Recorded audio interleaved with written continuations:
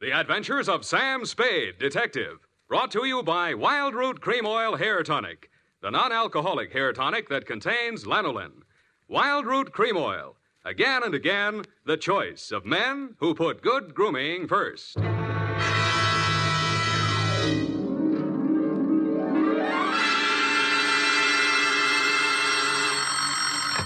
Sam Spade Detective Agency. It's me, sweetheart. Risen from not one, but two deathbeds. Oh, Sam, I bet not. You wouldn't take that lying down. Oh, Effie, you made a joke. Well, you did first, Sam. I did not. Oh, you mean you actually Now, weren't? don't pin me down. Anyway, I was present at two dying declarations. Would you believe, Effie, that a man could say something that wasn't true at a time like that? Oh, no. You mean a man will be lying on his deathbed? Oh, Effie, you made a joke. Oh, Sam, now stop it. I don't know It's what you all mean. right, Effie. I forgive you. You can atone by telling me how wonderful you think I am. I think you're... That you may do when I arrive in a trice to dictate my report on the deathbed caper.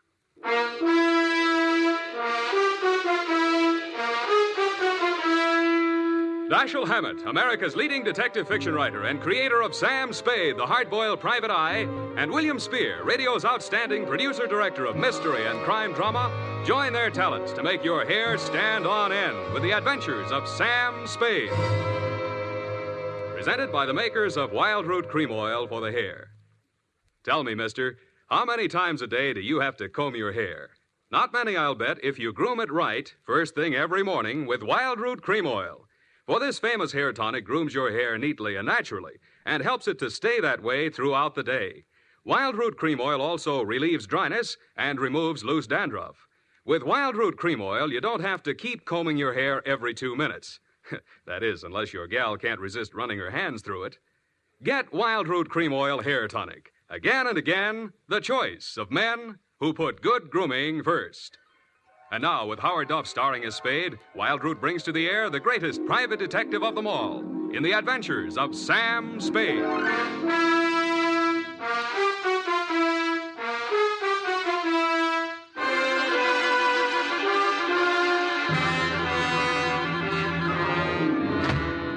Many brave hearts are asleep in the deep.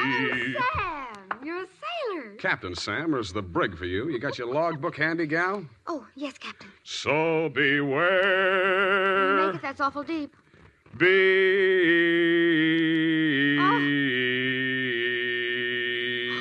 Date June 20th, 1948. Where? Oh, Sam. I have no shame. To Marin County Sheriff's Office, San Rafael, California. Attention, Deputy Woodington from Samuel Spade, license number 137596. Subject, the deathbed caper. Dear Bill, the dawn came up like thunder out of Chinatown across the bay. In San Francisco, all we could see was fog. But on your side, it must have lifted briefly because somebody named Dan Starbuck managed to find his way to a phone booth, call me, and ask me to meet him at the 3rd Street Pier in Sausalito.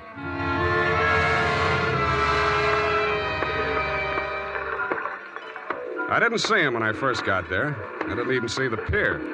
It was too foggy. But in the glow of the neon lights in front of the Viking Saloon, I saw a man who seemed to be waiting for somebody. He was a big guy with a good face, but plenty of worry on it. Mr. Spade? Yeah, Mr. Starbuck? Dan Starbuck. Come on down to the end of the pier. I'll explain as we go along. We gotta hurry. You act hot. You wanted for something? Well, not yet. What's the caper? Well, my brother's out there on his yacht, the Marguerite. He's dying. When he's dead, they may call it murder. I want to be there with a witness. That's you. In case he has anything to say about who did it. Who did? They think I did. Did you? Well, honestly, I don't know. It happened the night before last. I went out there to see him. We've hated each other for years. We've both been drinking, and we drank some more. Then there was a fight. I drew a blank somewhere. Next thing I knew, it was around midnight. I pulled myself together, went into his cabin. Gordon was lying there with his head all kicked. I realized I was covered with blood, and I was holding something in my hand, big glass paperweight. I dropped it. I got out of there fast and swam ashore. I planned to tell you a different story, but that's it. You want the job or not? You think you'll make a deathbed statement that'll clear you, and you want me for a witness? Yeah, that's it. You got a lot of guts. I'm hired. Good. Halverson? You down there? Halverson! Who's Halverson? He's a boatman. He'll row us out. Halverson? Hey, Nils? Donnie? Yeah. Is that you, Casino? Sure. Can I do you some favor? I want to go out to the Marguerite. I can't find Halverson anywhere. Well, I guess I can take you. Are you sure that Yeah, you... I'm sure. Sam Spade, Del Casino. He's the bosun of the Marguerite. Glad to meet you. Sam. Any friend of Danny's. Hey, listen, Danny, you sure you want to go out there? Any reason why he shouldn't? Well, it's up to him. In his place, I would be on a freighter for China, way out there where the fog is more thicker. No, it's all right, Casino. I know what I'm doing. Well, your friend, you excuse me, your name? Spade. Pardon me, I better ask. The police don't want you for nothing? Not yet, but don't make book on it. Push us clear, Danny. All right.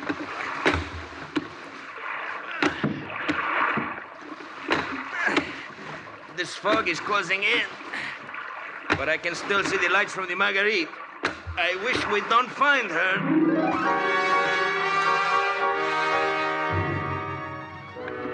But we did. She was wearing clam diggers, an off-the-shoulder T-shirt, and was leaning against the rail as the dinghy pulled past a police launch and nestled in under the ladder of the yacht. Del? Del, is that you? Yes, Miss Starbuck. Who is that with you? Keep quiet. Del, what are they saying ashore about... Oh, I thought you... You're Mrs. Starbuck? Yes? I'm Sam Spade. I'm from San Francisco. I'm a detective. Your brother-in-law's in the boat. You captured him? He wants to come aboard. He wants to... Why? He's hoping your husband will say something to clear him before he dies. Is there any reason why he shouldn't come aboard? Oh, there's every reason in the world why he shouldn't. The police are in there with my husband right now. Yeah? The doctor says there's a possibility that he may regain consciousness long enough to make a dying declaration. Mm-hmm. If he's face to face with Dan, there's no telling what he'll say. I wish Dan wouldn't... My husband is dying. Dan? Yeah. What'd she say? I don't know, but I think you better come aboard.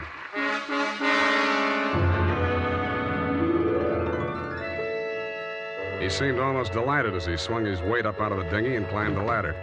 Del Casino, the bosun, followed, wearing a puzzled expression that turned to fear as we entered the cabin.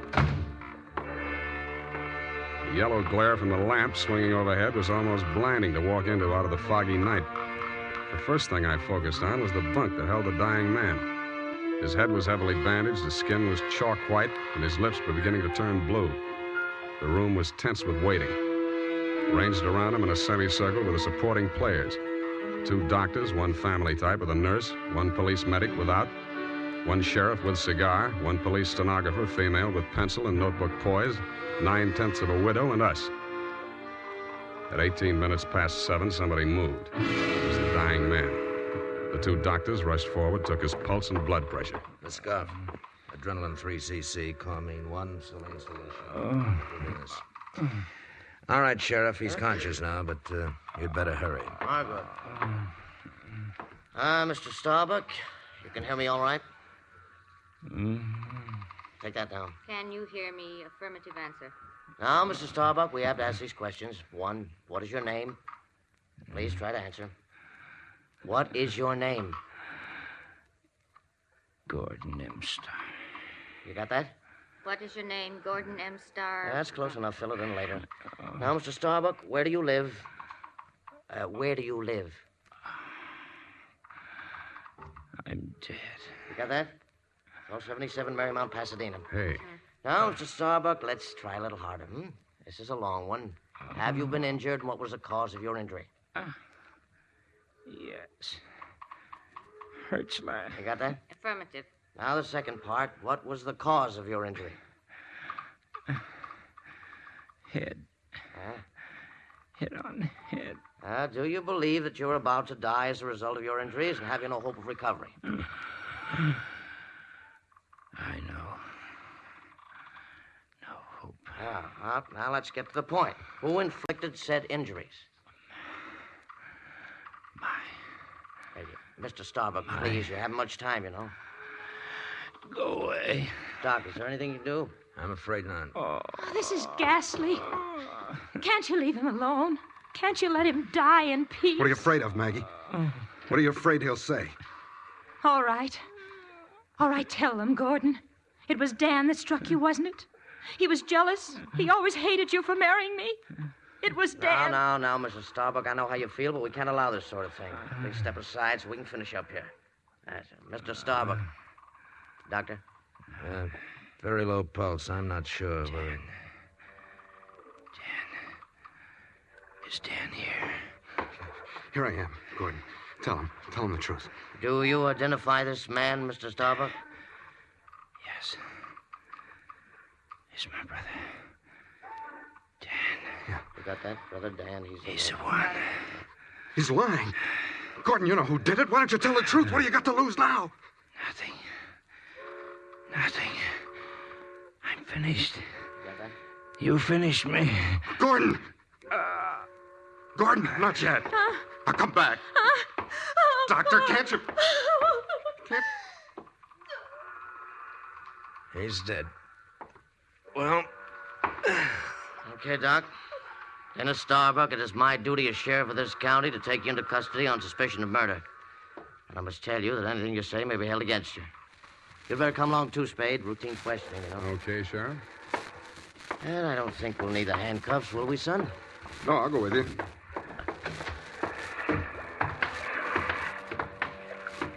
Yes, indeed, son. It's always smart to come along quietly. Yeah. But this is as far as I'm going. Hey, Dan, come back here. Use your head.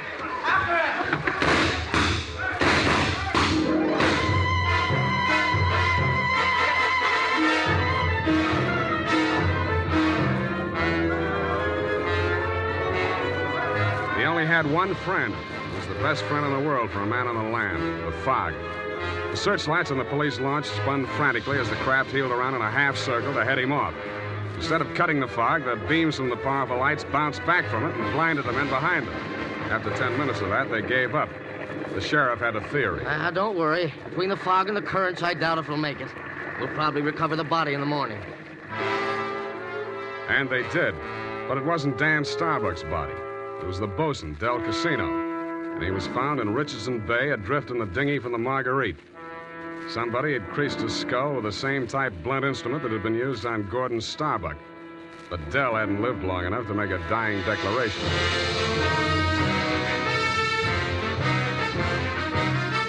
The makers of Wild Root Cream Oil are presenting the weekly Sunday adventure of Dashiell Hammett's famous private detective, Sam Spade.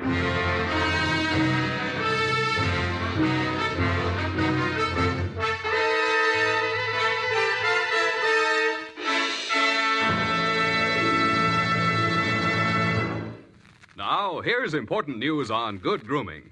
If you want the well-groomed look that helps you get ahead, socially and on the job, listen. Recently, thousands of people from coast to coast who bought Wild Root Cream Oil for the first time were asked, how does Wild Root Cream Oil compare with the hair tonic you previously used? The results were amazing. Better than 4 out of 5 who replied said they preferred Wild Root Cream Oil. And no wonder. It gives you the advantages that men consider most important. Wild Root Cream Oil grooms your hair neatly and naturally, relieves annoying dryness, and removes loose dandruff. What's more, non-alcoholic Wild Root Cream Oil is the only leading hair tonic that contains soothing lanolin, that's like the oil of your skin. So ask for Wild Root Cream Oil Hair Tonic. Again and again, the choice of men who put good grooming first. By the way, smart girls use Wild Root Cream Oil, too, and mothers say it's grand for training children's hair.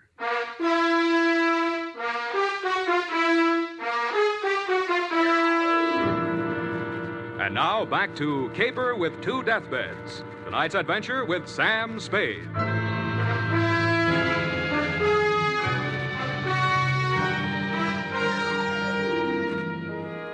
The police theory of the Del Casino killing went something like this. Casino had shoved off in the dinghy to join in the search for Dan Starbuck, had rescued him, and been maced for his pains. Also found in the dinghy, but not as yet worked into the police theory, were 2 items. 1, a waterproof wallet containing the seaman's papers of one Nils Halverson.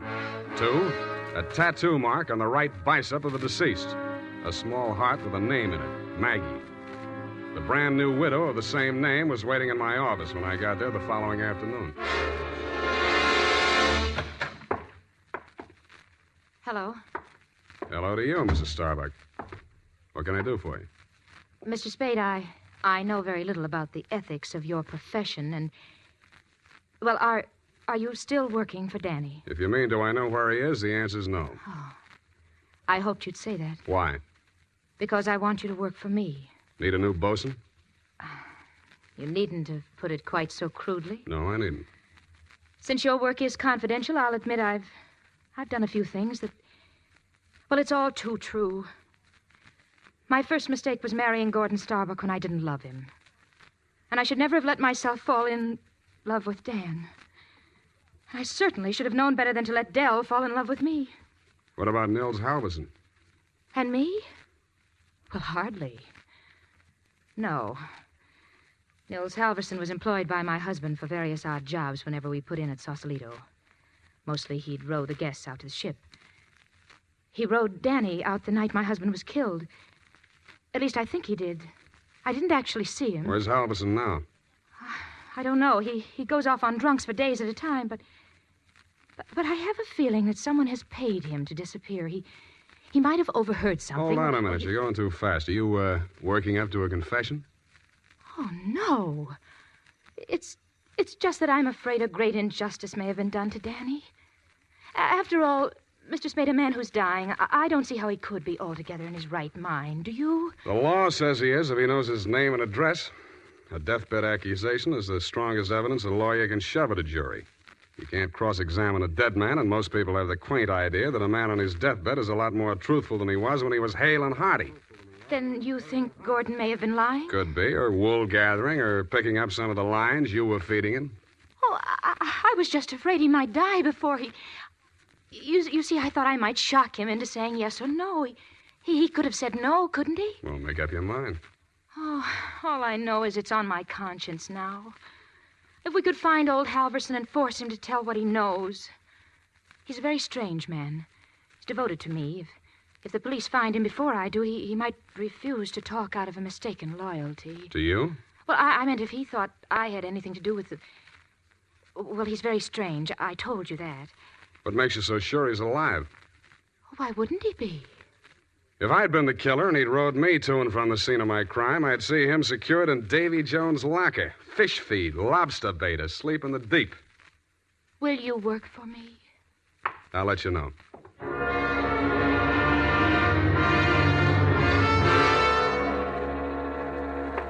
I didn't have time to get tattooed, but the rest of me was marinated enough. On my head, I was wearing a dirtied-up yachting cap. And the rest of me, I was wearing a pea jacket, dungarees, and sea boots. I was also wearing clamshell number 5 as I rolled up to the Viking saloon. Well, what'll it be, mate? Akavit and Wachter. Have you seen my cousin? Your cousin? Who's your cousin, Prince Valiant? No, my cousin Niels Halverson. Niels Halverson. Oh, no. You're Neil's cousin, are you? Yeah. Well, coming from the old country? Yeah, Minnesota. By you, Minnie. Well, no, he'll be right glad to see you there. Where fair is he? I don't want to say this too loud. Yeah. Bend over there. Yeah? He's in trouble, you know. Oh. Yes, I got him holed up down below. Oh. Yeah, come on. Well, by golly, I sure been glad to be going to see my cousin Niels. Niels Halverson.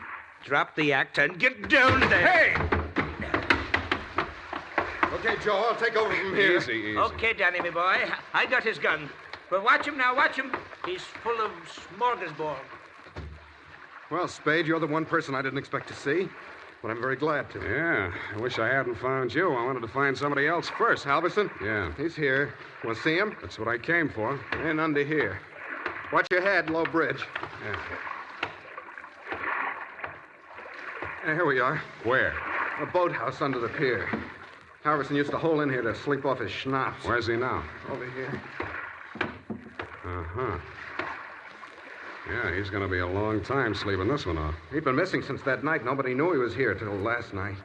I headed for the saloon when I swam ashore. Joe hid me out here. He could still talk then. What'd he say? I wrote it down here. But it's no help. Let's see it. It's just a jumble of words. Marguerite. Merry Christmas drink. My beautiful Helga. Row, row your boat. Now throw me back, row me back. $20 good and drunk. Fog rolling in. Good and drunk. Gonna be 5 days, no business. Oh, my head. Paint the boat. All crazy stuff. $20. Did you give him $20 to row you I out? didn't even see him. I swam out. My loving brother wouldn't have let me on board if he'd heard me arriving like a gentleman. $20. Did you frisk him? No. I'll have a look. Oh, I don't... Hey, wait. Uh-huh. Real soggy, but a 20. Now, look here. I'm sticking to my story. I swam out there. I didn't give him that 20. Maybe you didn't. Maybe you didn't. You gotta believe me. I didn't even have $20. That's why I got... Shut up. What's the matter with you? What are you gonna do? Come over here, Dan. What?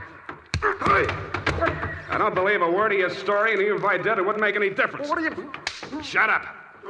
You're going to stop talking and listen for a while. I stuffed a gag into his mouth and muscled him over to a piling and handcuffed him to it. He didn't even look surprised. He just stood there staring at me as if he'd lost his last friend in the world. But I wasn't looking at him as much as I was listening to those footsteps in the boards overhead. I waited for them to come back. They did. I walked across the soggy planks to where Nils Halverson lay in the shadows. Nils, I want you to answer these questions again. Now, this time, I'm going to take them down. You get lots of $20 and lots of drink. Now then, I know you don't feel so good. You don't have to talk if you don't feel like it. Just nod your head for yes and shake it for no. Okay, Nils? That counts in a court of law as long as there's a witness. Okay. Now, your name is Nils Halverson. Your address is 213 Bayview, Sausalito. That's correct, is it? Nod your head. Good. Good. That proves you're in your right mind. You know you were injured. Yeah. You know the cause of your injury. Hit on the head and thrown over the side of your boat. What? Huh? Not from... Oh, dinghy.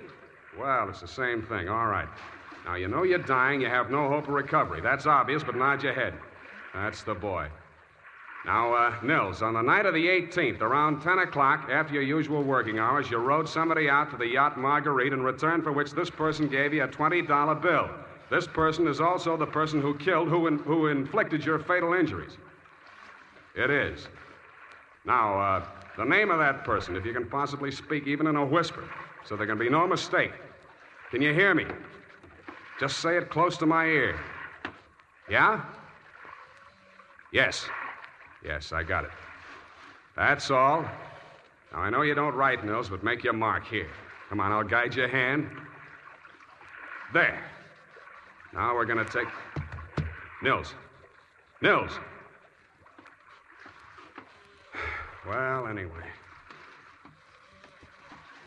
All right, Maggie. Come on in and join the party. Don't try anything. The light's on you. I'm a better shot than you, and if there's a ruckus, the whole saloon will be down on us. They're all friends of Danny's, too. Stop there. Toss the gun. Okay. What's the matter, Angel? You look kind of scared. No. Just disappointed, that's all. Don't give up so easy, sweetheart. I always wanted to take a trip around the world. We might go on the Marguerite. Together. Yeah, sailing into the sunset. Sleeping with our deathbed statements under each other's pillows. Yeah, I see what you mean. I guess it wouldn't work. How much for yours, and what do we do about him? Dan? I'll take care of that. Throw it in with a deal. Okay. But I want it in writing. A little statement to the effect that I can keep under my pillow. Fair enough. Now, all I want from you is a little statement from you to this effect. That you, Marguerite Starbuck, employed Nils Halverson to row you out to the yacht on the night of the 18th, that you there overheard a quarrel between your husband and brother-in-law, and that taking advantage of said brother-in-law's inebriated condition, you sneaked up behind your husband, hit him with a paperweight, and decamped, leaving the murder weapon in Dan's hand. You then started back for shore in the dinghy, and realizing that the only witness who could testify you were aboard that night... All right. All right, I'll sign it. Okay. We'll have plenty of time to put in all the legal decorations later. I'm afraid we won't, baby. You're going to be spending all your available time at Tehachapi and points west. What are you talking You about? just made a full confession in front of a witness. You heard it, didn't you, Dan? Every word. Oh, if I... Honest. An honest man. Well, I did tell a fib. Now, this is really going to hurt, I'm afraid, Maggie. You see, we didn't actually have any deathbed statement to match yours. No? No. Nils Halverson was a good deal too dead to have made a deathbed statement just now. He's been stiff for 12 hours.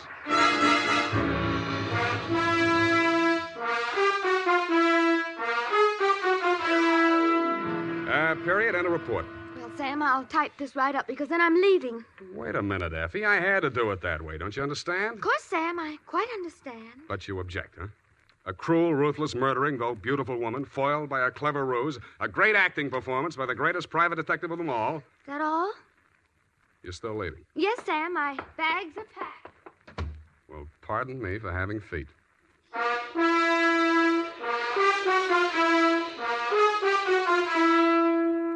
There's a reason, men. In fact, there are 5 big reasons why more men every day are turning to Wild Root Cream Oil for well-groomed hair. Wild Root Cream Oil grooms your hair neatly and naturally. Wild Root Cream Oil relieves dryness and removes loose dandruff. Wild Root Cream Oil is non-alcoholic and contains soothing lanolin. 5 big reasons why you, too, should join the millions with handsome, well-groomed hair. Why you should step up to your drug or toilet goods counter and ask for Wild Root Cream Oil. Get the big economy bottle and the handy new tube that's easy to pack when you travel and just right for the office or plant. Also, ask your barber for a professional application of Wild Root Cream Oil Hair Tonic. Again and again, the choice of men who put good grooming first. Well, here it is, Sam.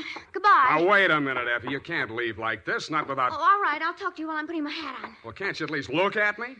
After all, you should give me a chance to justify... Sam, apparently you're laboring under an apprehension. Of course I am. Oh, boy, am I glad I picked the last in June and the first in July. What are you talking about? My vacation. Vacation? You just had a vacation a few months back. 12, Sam. That's a year. Well, if you want to take advantage of a legal technicality... No, Sam, don't say goodbye, man. Well, it's customary, I suppose. It's lucky that some of us keep our nose to the grindstone, our ear to the ground, an eye to the future. Huh? Television's just around the corner, you know. Oh, Sam. Come here, sweetheart. You look lovely in it. Come here. Have a wonderful time. Oh, Sam. Oh, Sam. Come here. Now, go on. You missed your train. Where are you going? The Los Sierras. Well, just so you don't go to Kanab, Utah. All right, Sam. You know best. Good night. Good night, Sierra Sue. Now, who can we get for that part next week?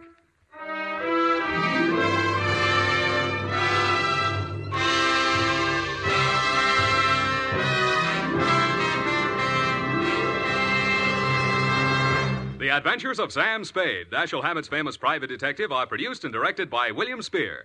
Sam Spade is played by Howard Duff. Lorene Tuttle is Effie.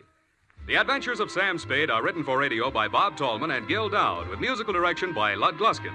Join us again next Sunday when author Dashiell Hammett and producer William Spear join forces for another adventure with Sam Spade, brought to you by Wild Root Cream Oil. Again and again, the choice of men who put good grooming first. This is Dick Joy reminding you to... Get Wild Root Cream Oil, Charlie. It keeps your hair in trim. You see, it's non-alcoholic, Charlie. It's made with soothing lanolin. You better get Wild Root Cream Oil, Charlie. Start using it today. You'll find that you will have a tough time, Charlie. Keeping all the gals away. Hiya, Baldy. Get Wild Root right away. This is CBS, the Columbia Broadcasting System.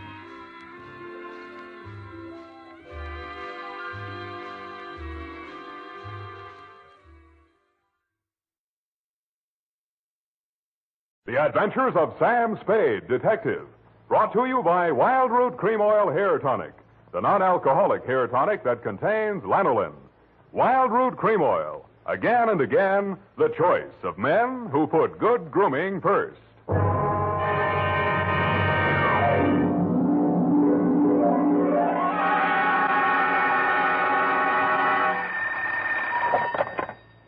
Office of Samuel Spade, Private Investigations. Good morning. Evening. Effie? Miss Perrine is on a vacation. Perhaps I may be of assistance, no doubt. I don't know. To whom am I speaking to? I am sorry. I cannot divulge that information to an entire stranger. May I take a message? Look, Miss whoever you are, I don't want to discommode you, but I am sorry, but I will have to ask you in no certain terms to resist from this line you are handing me. I am not the type secretary. Forget it. I'll just call Miss Perrine long distance and dictate my report over the phone. Oh, my stars and garter. How utterly gouch of me, Mr. Spade. Oh, I'm Bernadine, Effie's relief. I mean yours. I could use some. Oh, shall I send out for some medicine? Yeah. The phone number's on the wall behind the water cooler. Tell them the 100 proof bonded and hang the expense. I'll be right down to dictate my report on the bail bond caper.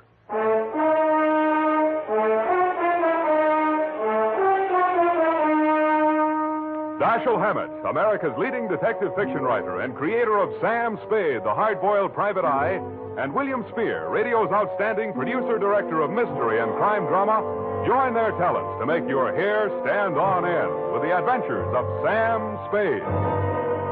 Presented by the makers of Wild Root Cream Oil for the hair. Only 3 days left, gals, and June, the month of weddings, will be over. But don't worry, there are still 187 days left in leap year, still time to snag the man of your dreams.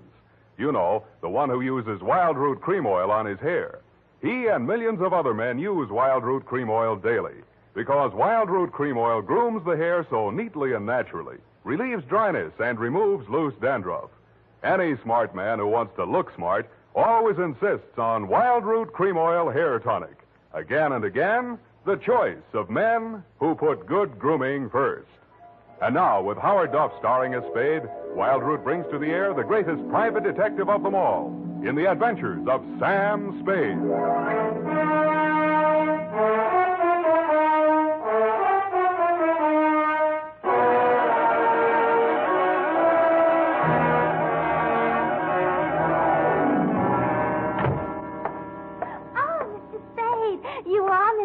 You just gotta be. Yes, but why? It was fate. I knew it was going to be like this. I have my qualms, too, Bernadine. Oh, that's good. I sent the other back. The other what?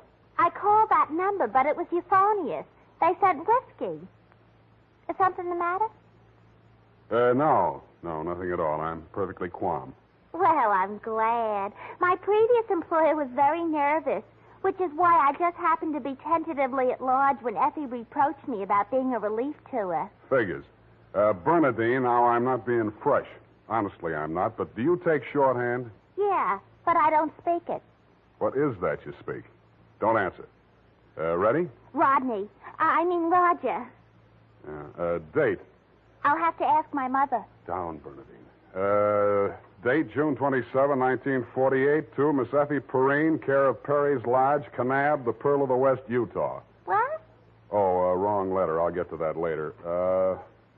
Date, June 27, 1948, to Leo M. Scarlett, care of Leaf Branch, Root, Knox and Wood, attorneys at law, 333 Pine Street, San Francisco, from Samuel Spade, license number 137596. Subject, the bail bond caper. Dear Leo, I'm sorry things turned out the way they did, Leo, and I'd like you to know how I got into it. It wasn't for the reward. I don't take rewards. I'm not in love with your wife, no matter what she says, and I wasn't sore at you about anything. I was just sitting in my office, minding my own business, when the door opened, and Vivian walked in. She looked every bit as beautiful as she did when she lived under me in Ma Tuttle's boarding house in 41. In fact, I didn't recognize her until she slithered out of her mink. Hello, Sam. Surprised to see me? Yeah, but I'm trying not to show it. What's on your mind? Is that all you've got to say to me, Sam? Well, you're here on business, aren't you? All right, I don't blame you. It all happened pretty sudden, Leo and me. I should have written or phoned you, I suppose, but somehow... Forget it, Vivian. Now, what do you need a detective for? You, thinking of divorce already? Oh, please don't, Sam. If it was a mistake, I'm the one who has to live with it. And I made up my mind when I married Leo. This time it's for keeps. No matter what. Mm-hmm. What's the what? He's in trouble, Sam. Well, that's nothing new. Well, this time I don't think it's his fault. When Leo went legit, he meant it. What's he say he's doing now? He's a bail bond broker. Judging from your new look, I'd say he's a success. Sam, a man called him on the phone today. I answered. He said his name was Holliday, but I recognized his voice. It was an old friend of Leo's, Charlie Rosenfoy. Charlie, huh? When did he get out? A couple weeks back. He was paroled. I don't know what he said over the phone, but Leo looked scared and sick. I don't wonder. The word around town was that Charlie took the rap for Leo. Well, I don't know anything about that. All I know is Leo's on the level now, and Charlie never will be. He did plenty on his own during that time he served. Well, I won't argue that, but from where I sit, it looks like Leo better start wearing a gun again. He has. That's what I'm so frantic about, Sam. You hear any of the conversation from Leo's end? He didn't say much. But I did hear him say, "All right, 10 tonight. I'll meet you there." That wasn't very smart of him. I know, but that's the way he is. It might be only for a payoff. I thought of that, too. But Leo hasn't got that kind of money. He's been dropping a lot at the racetracks lately. And even if he had it, he's not the type to pay blackmail. I don't like it. Why should I stick my neck out? Why did you have to come to me anyway? 'Cause I trust you, Sam. I know you were jealous of Leo. I was? Sam, if we ever meant anything... If you meant half the things you said to me when we... Stop it. That's blackmail. Oh, I feel so lost and alone. I don't know where to turn. Okay. I'll see what I can do. Oh, Sam. I'll make it up to you somehow. You see if I don't. Sure you will. And tell Leo to stop dropping his money at Tan Ferran. This is going to cost them plenty.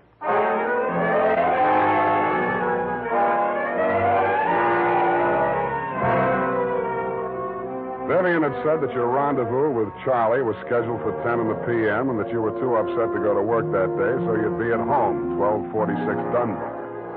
I took a plant in your apartment building from a sleepy lagoon-type cocktail bar across the street called, you guessed it, the Sweet Leilani. Your wife joined me, and after a while, we got around to talking. At least she did. I bet you can't guess what I'm thinking about. Huh? Listen, Sam. You remember that night we drove to Half Moon? Bay. Oh, you do remember. Oh, we used to do the craziest things. I should have married you, Sam. Please, not while I'm drinking. You know what? The trouble with crooks, they have to work day and night. Yeah. Hey, you're not listening. No, but everybody else in the place is. Let's talk about you, Sam. Did I ever tell you how I met Leo? No, and please don't. And then he opened a bucket shop. You know what a bucket shop is? Yeah. It's stockbrokerage. Yeah, that's right. Only it's crooked. That was the first business Leo started when he went legit. Mm-hmm. He had to shut it down on account of those securities. Somebody was always stealing out of the safe. Were they insured? Yeah, but they wouldn't renew his policy. So after the second nightclub burned down and he couldn't get any insurance at all, even on his own life. That's why I'm so frantic, Sam. Hey, give me a nickel. I want to play Sweet Leilani.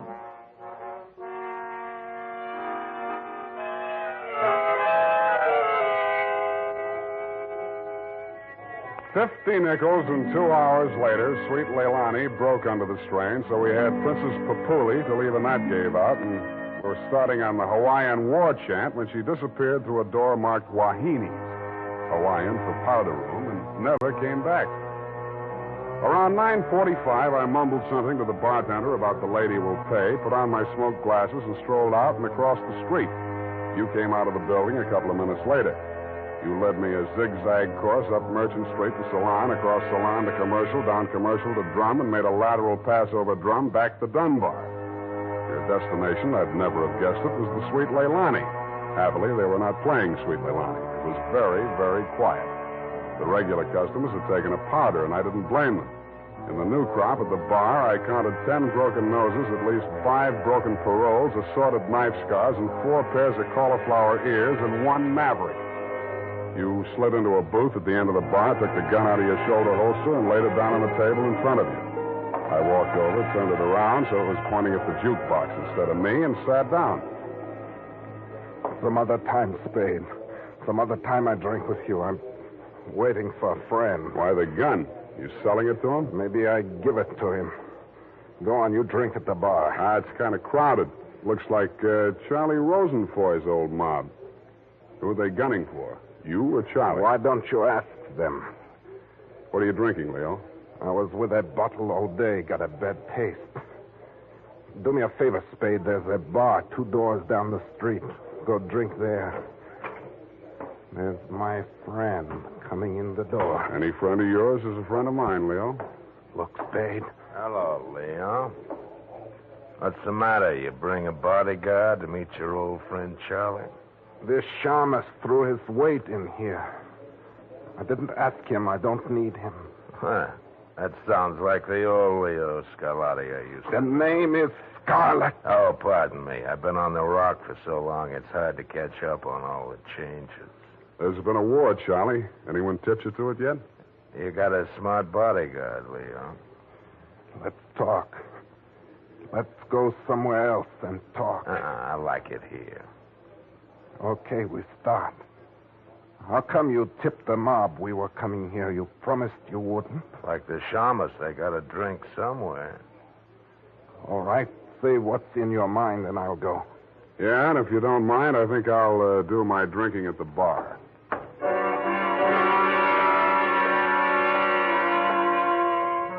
Both of your guns were on the table. It didn't look as though you were going to use them on one another, and I figured that neither of you was going to do much talking in front of me anyway, so I strolled back to the end of the bar to look at the television.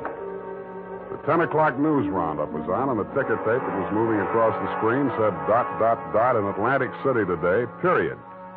I ordered a highball, and then the ticker tape started again. This time it said San Francisco, $1 million bail bond robbery. $1 million in negotiable bonds is tonight in the hands of a group of daring hold-up men who commandeered an armored truck at the very portals of the police department and the Hall of Justice. And it said, this concludes the 10 o'clock edition of the television news roundup.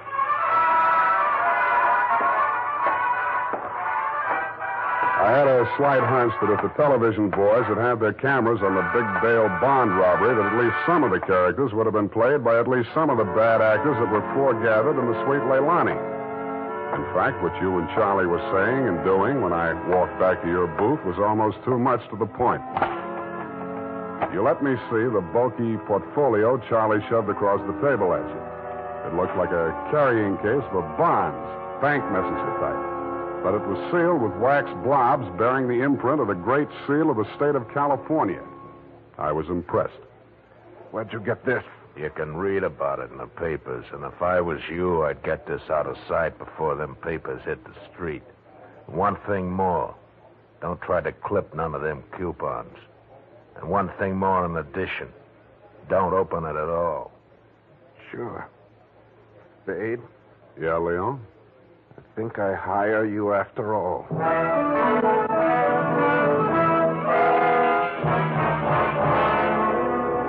I took the job, and you handed me the portfolio. Outside, we flagged the taxi, and you gave the driver an address on Portsmouth Square. Your office, I hate to remind you, was behind one of a bunch of neon-lighted storefronts across from the Hall of Justice. The sign on the door said, press the button and let freedom ring any hour, day or night. The only bell in sight was a stop-press-type burglar alarm. You unlocked the door and we went in. You paused in front of a big green safe with a combination lock and started twirling the knob. The tumblers clicked into place. I picked up an inkwell and waited for the safe to open. All right, Spade, give me it. I did, with both hands. With my left, I handed you the portfolio, and with my right, I pitched the inkwell at a well-wired slab of plate glass window. When the burglar alarm went into action, so did you. You dropped everything and were out of the door and out of sight before you could say, "Let freedom ring." While I was waiting for the cops to arrive, I helped myself to a $500 bearer bond I found lying loose in your safe. I had a feeling I might be needing some bail myself.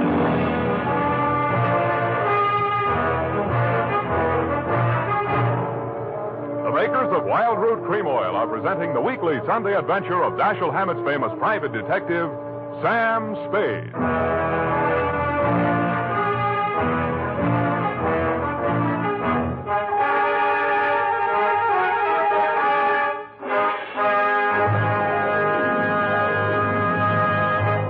Now, here's important news on good grooming. If you want the well-groomed look that helps you get ahead, socially and on the job, listen. Recently, thousands of people from coast to coast who bought Wild Root Cream Oil for the first time were asked, how does Wild Root Cream Oil compare with the hair tonic you previously used? The results were amazing. Better than 4 out of 5 who replied said they preferred Wild Root Cream Oil. And no wonder. It gives you the advantages that men consider most important. Wild Root Cream Oil grooms your hair neatly and naturally, relieves annoying dryness, and removes loose dandruff.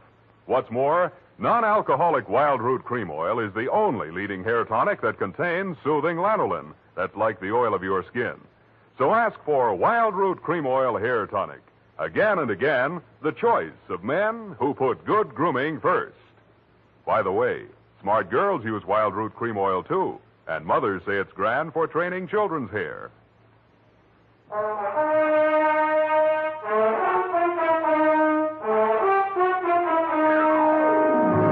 And now, back to the bail bond caper. Tonight's adventure with Sam Spade.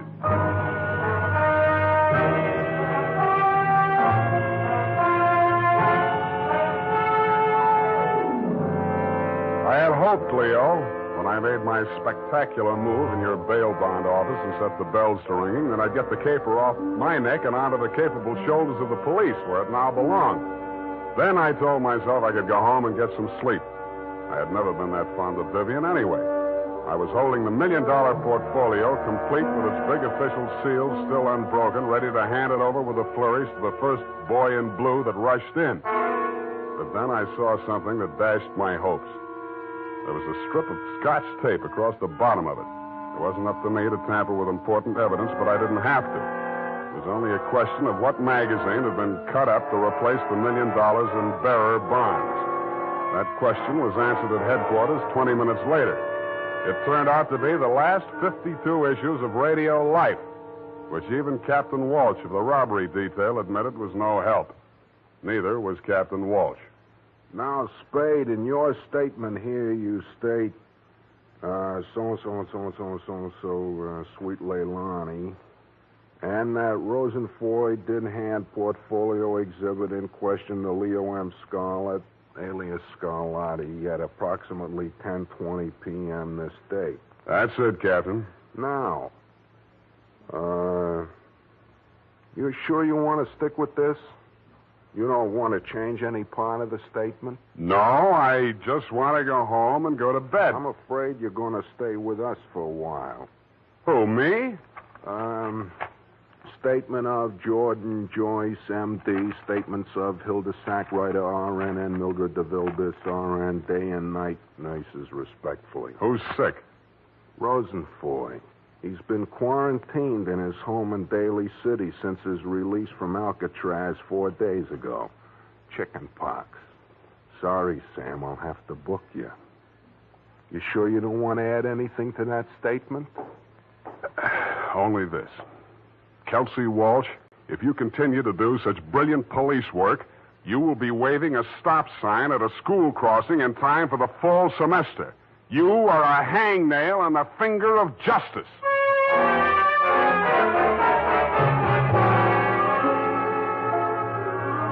I thought I had been courteous and cooperative, but even so, it was the middle of the afternoon by the time they set my bail.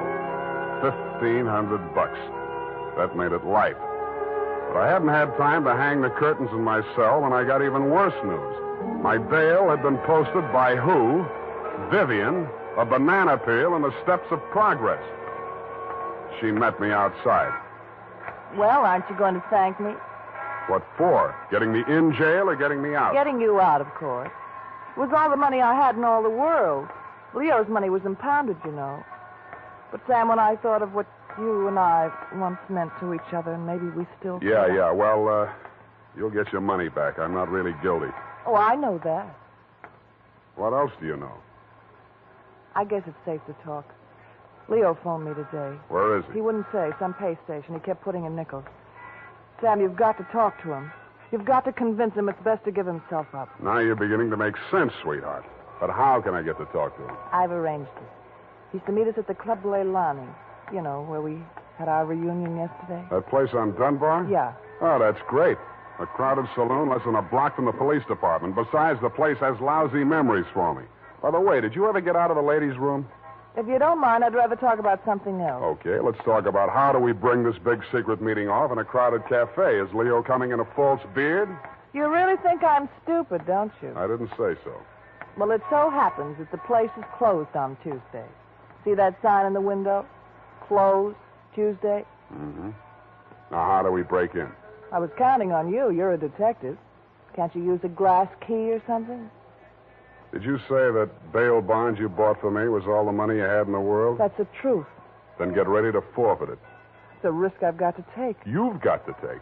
Sam, please, if we ever meant anything... Yeah, I know. Half Moon Bay. But sometimes I wish we hadn't been childhood sweethearts. Wait here. I'll case the alley.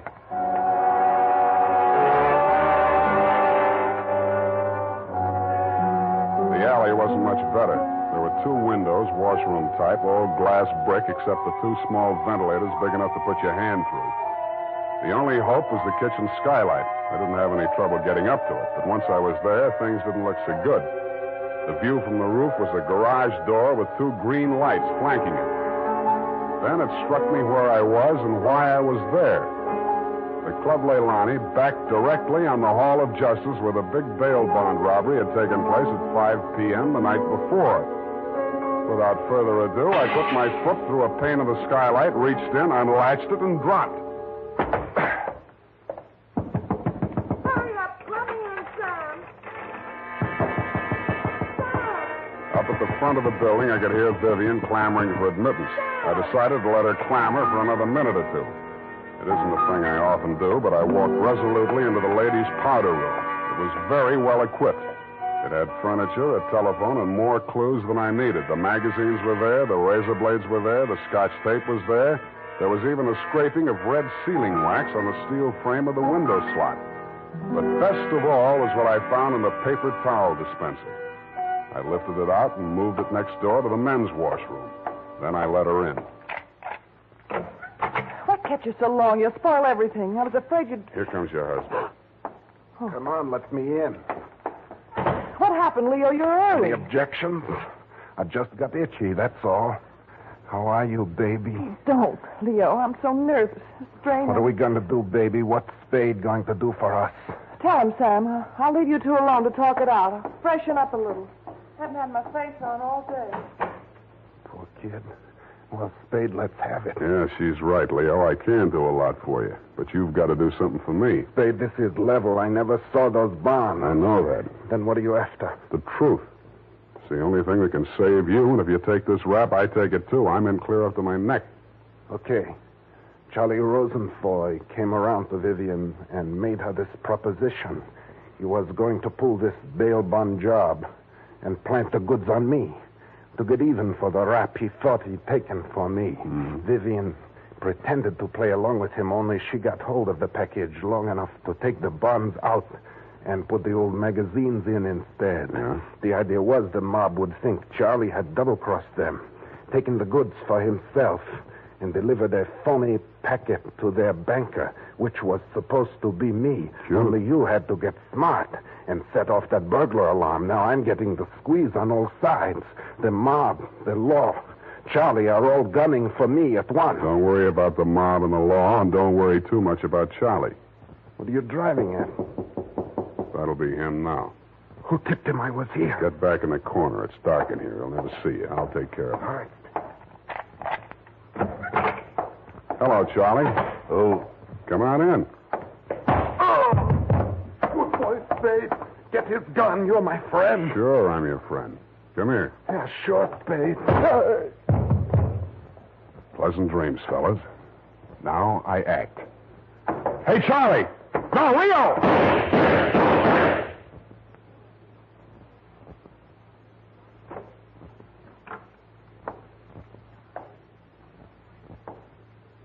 Vivian? Sam? That you? Yeah. The last of your boyfriends. You mean Leo? Charlie? Yeah. They just knocked each other off. Oh, Sam. I can't see. Dark. Where are you? Right here in front of the jukebox. You sure? Hope to die.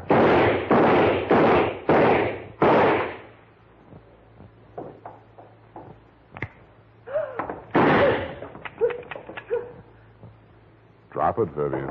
It's empty. Sam,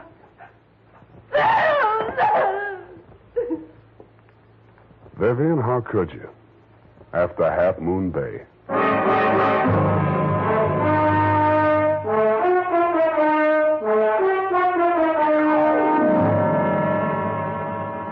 I'm sorry I had to knock you boys out, Leo, but better lumps than bullet holes, eh? After she started wrapping up the caper, it wasn't too hard to figure what she was up to, providing you could keep her smoke out of your eyes.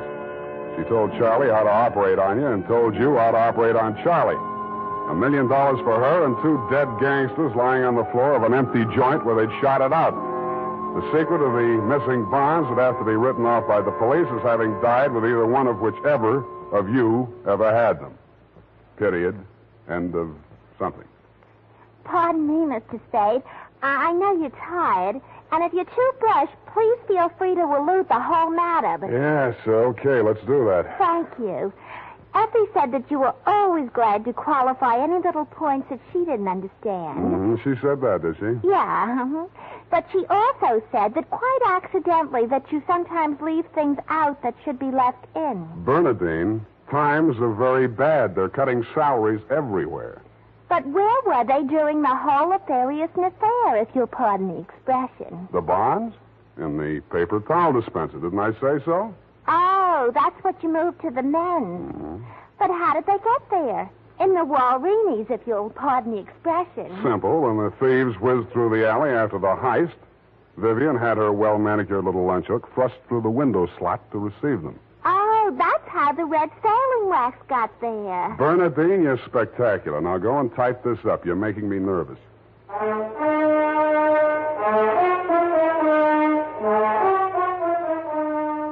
You know what they say about people who like mysteries? Once a mystery fan, always a mystery fan. And that goes for hair tonics, too. Once a Wild Root Cream Oil fan, always a Wild Root Cream Oil fan. Just try it and you'll see what I mean. Wild Root Cream Oil grooms the hair neatly and naturally, relieves annoying dryness, and removes loose, ugly dandruff. So tonight, or first thing tomorrow, step up to your drug or toilet goods counter and ask for Wild Root Cream Oil. Get the big economy bottle and the handy new tube that's easy to pack when you travel. Also, ask your barber for a professional application of Wild Root Cream Oil Hair Tonic. Again and again, the choice of men who put good grooming first. Well, here it is, Mr. Spade. I hope it's not too erroneous. Oh, I'm sure it's quite offensive. Don't you mean inoffensive, Mr. Spade? Have it your way.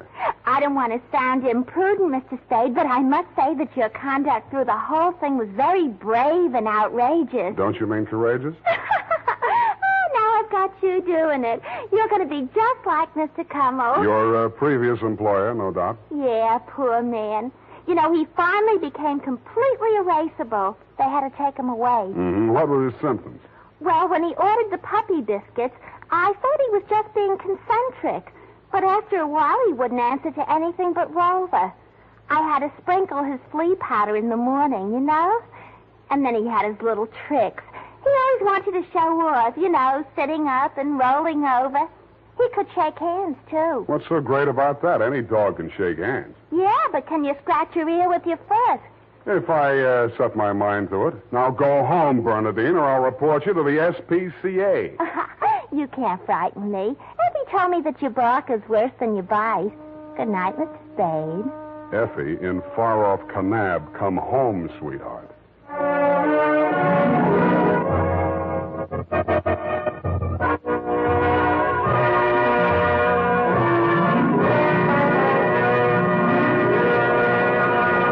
The Adventures of Sam Spade, Dashiell Hammett's famous private detective, are produced and directed by William Spear. Sam Spade is played by Howard Duff. The Adventures of Sam Spade are written for radio by Bob Tolman and Gil Dowd, with musical direction by Lud Gluskin. Gil Dowd directed tonight's broadcast in William Spear's absence. Join us again next Sunday for another adventure with Sam Spade, brought to you by Wild Root Cream Oil. Again and again, the choice of men who put good grooming first. This is Dick Joy reminding you to Get Wild Root Cream Oil, Charlie. It keeps your hair in trim. You see, it's non-alcoholic, Charlie. It's made with soothing lanolin. You better get Wild Root Cream Oil, Charlie. Start using it today. You'll find that you will have a tough time, Charlie. Keeping all the gals away. Hiya, Baldy. Get Wild Root right away. This is CBS, the Columbia Broadcasting System.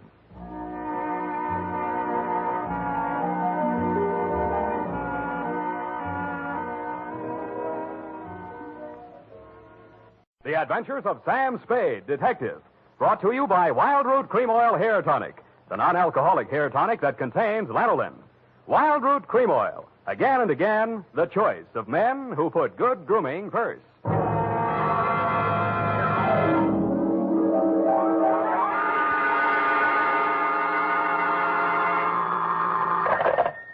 Sam Spade, Detective Agency. Good evening. That sounds funny in dialect. Good evening to you, and happy 4th of July, Bernadine Hemp. Oh, Mr. Spade. What was the caper? Don't you mean caper? No, the caper. The high point of the caper. The climax, the crescendo, the pinafore. Now, that's better. For a minute, I was afraid you were learning English. Oh, no. I'm studying Spanish. Soy infeliz que inicia... Yeah. Mucho interesting. Gracias. Shall I go home now? No, mal suerte. There's a little matter of murder in 2 languages, neither of which is Spanish, so stay where you are. I'll be right down to dictate my report on the Rushlight diamond caper.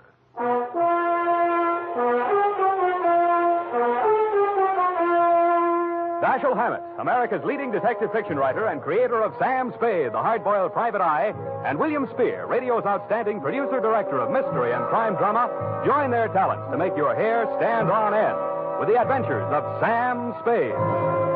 Presented by the makers of Wild Root Cream Oil for the hair. Listen, men, to this holiday tip on good grooming. To help spark up your whole appearance, first be sure that your hair is well groomed. Be sure it's groomed with popular Wild Root Cream Oil Hair Tonic.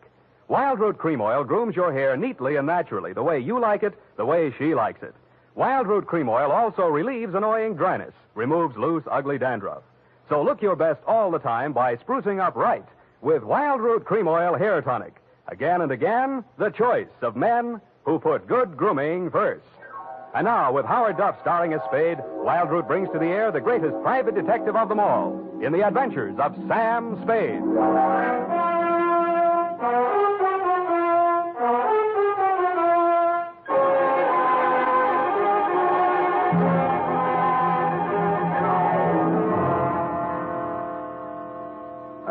Date, July 4, 1948, to Mrs. May Rushlight, 21A, Granite Court, from Samuel Spade, license number 137596. Subject, the Rushlight Diamond. Dear Mrs. Rushlight, it was the kind of nice, relaxing assignment that comes my way just often enough to remind me that gumshoeing can be respectable.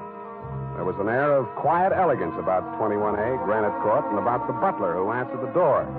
He took in my rented gray topper and doeskin gloves, nodded approvingly at my wing collar, watered silk ascot, pearl gray waistcoat, morning coat, pinstripe trousers, and my spats with the mother of pearl buttons, and asked me if I were a florist. I set him to rights, and he led me up a flight of stairs to the early A.M. annex of your morning room. Mr. Samuel Spade. You're just on time, Mr. Spade. Mrs. Rushlight will be pleased. I'm Nancy Ward, Mrs. Rushlight's social secretary, and if you don't think that's tough to say, try it. Mrs. Rushlight's socials? What's tough about that? You'll do.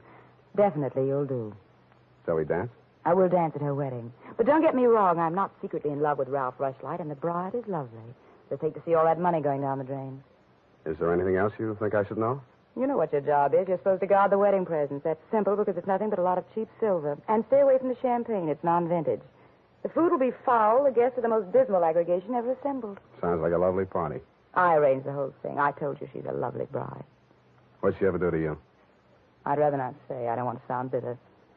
This way, Mr. Spade. The old Mrs. Rushlight will see you now. Thank you, Florence Nightingale. Nancy? Oh. This is it, darling. Mr. Spade, come over here, young man, so I can get a better look at you. How's this? It's good. Turn around. Yes, you'll do. That'll be all, Nancy. Couldn't I be finishing up these place cards while you talk? Take them with you. Do them outside. Very well. Nosy girl. But nice. Nice nose. Oh, you too, eh? Well, I agree. That's why I'm marrying off my nephew to that wretched girl, Lotta Van Eyck. Have you ever seen Bugs Bunny, Mr. Spade? You don't mean the... They protrude. The ears? No, the teeth. Oh. As my late husband used to say of her mother, she could eat a tomato through a tennis racket. Oh. There's only one thing that'll prevent this wedding from being an utter disaster. She doesn't understand much English. Uh-huh. What's the matter with your nephew? A great deal, but it doesn't show. Suffice it to say, he has criminal tendencies and the mentality of a snail. Mrs. Rushlight, I don't like to seem forward, but why are you telling me all this? Oh, you're supposed to mingle with the guests. You'll need some conversation. Now, as to your assignment. The bride, being what she is, the wedding presents are hardly worth guarding, except for one. Ironically enough, it's from me. What is it, a machine gun? Oh, that's good. Oh, excuse me, I must write that down. And then tear it up immediately. Oh, dear. No, Mr. Spade. But it's bad luck, the Rushlight diamond. You've heard of it? Something about it in the American Weekly a while back, wasn't there? Yes. It's not as large as the Hope diamond, but there's not a flaw in it. My late husband, Roy Rushlight, bought it for his first wife. She sank with the SS General Slocum in Hellgate, the East River, 1904, over 1,000 lives lost. Luckily, she was wearing a paste copy at the time. I was only a young girl when I married Mr. Rushlight, and fool that I was, I signed anything his lawyers asked me to sign. After his death, I discovered that the diamond was to be mine only until the marriage of my husband's male heir, at which time it must go to his bride. Well, that's too bad. You say, though, that the Rushlight diamond is bad luck. Oh, there's that, of course. I wonder if it's too much to hope. Well, I must go and help dress the bride. Go along downstairs, Miss Spade. Take this jewel case with you. Put it on the table with the other presents, and guard it well. So I took the old velvet-covered case you held out to me and checked the contents. It was an old-fashioned lavalier with a clear stone pendant only slightly smaller than an 8-ball. Didn't look like a diamond, but smooth-cut diamonds hardly ever do. It didn't look like bad luck either, but a mirror broke in the hall as I passed it, then I fell all the way down the stairs, and as I entered the ballroom, I knocked over a punch bowl. Nothing really terrible happened until just before dark when the guests began to arrive. In theory, a detective guarding wedding presents is supposed to make himself indistinguishable from the other guests. In practice, it never works out that way. He has to spend most of his time within sight of the booty, so he is very easily spotted. I don't believe it. He's too good looking. Oh, but he must be. He's not anybody we know. Well, ask him. It's leap year. Oh, here comes Colonel Bixby. He'll know. Well. Beauty gathered round the booty, eh? And much more beauty than booty, though. Say, when are they going to hang the diamond on that drip? No, there's no way to talk about the blushing bride. Is that it in the crummy old case there? That case is heirloom, young lady. The stone that reposes in it is worth a king's ransom. Now take your grubby hands elsewhere. Oh. Get on with you. Go on. Well, just because he's going to give the bride away, thinks he can order everyone around. Mr. Spade, allow me to congratulate you, sir. These affairs, one all too often sees the detective on guard duty at the punch bowl. I was forewarned. Oh, yes, very bad champagne. Flat. I'll be glad when these ill-starred nuptials are consummated. And by the way, Bixby's my name, Colonel Lysander Bixby. Colonel? It is my melancholy and thankless duty to give the bride away to the hapless groom, Ralph Rushlight. However, it's much better to give than to receive. You tell that to May Rushlight, eh? Yeah. You're quite a trinket. Mustn't touch. Grubby hands, remember? Oh, sense of humor as well as sense of duty, eh? Candidly, if I knew a place to fence it, I'd be the... Oh, Miss Ward. How lovely you look. Poor Ralph. Mrs. Rushlight asked me to warn you to get ready. The bride will be down any moment. Good grief. Well, I suppose I must steel myself. Where did I leave my glass? Keep your eye on that old goat, Mr. Spade. I don't trust him. Who is he? He's the only one here who knows why this wedding's happening. It's the bride's foster father. You mean he's got something on the family? You'll never know how much until you kiss the bride. Look, Nancy, it's none of my business, but I... Oh, it's starting. I'll have to go in now. Now, wait. What? How does it go? Speak now or forever hold your peace? No, I can't do that. Thank you for understanding.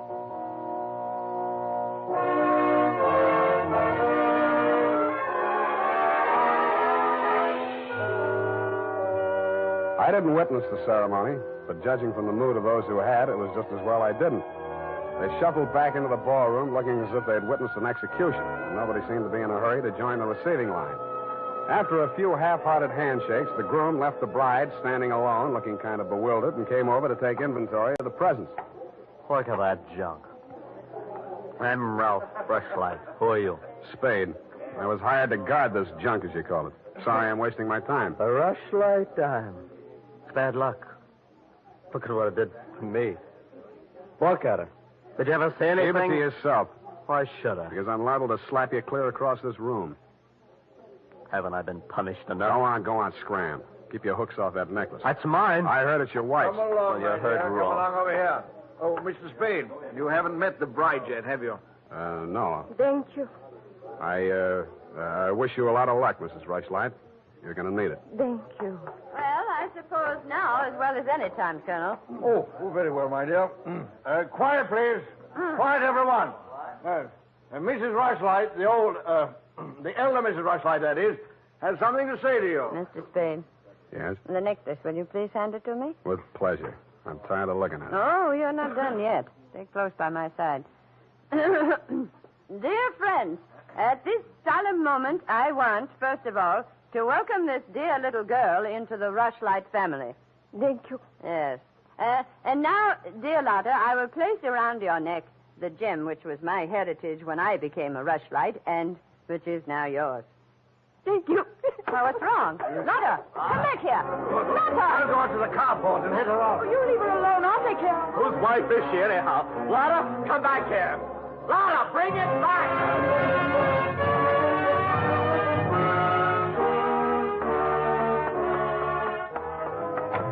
I was almost ashamed of joining the chase, but I had to because I'd been hired to guard the Rushlight diamond, and for my money, the best way to do that was to help her get away.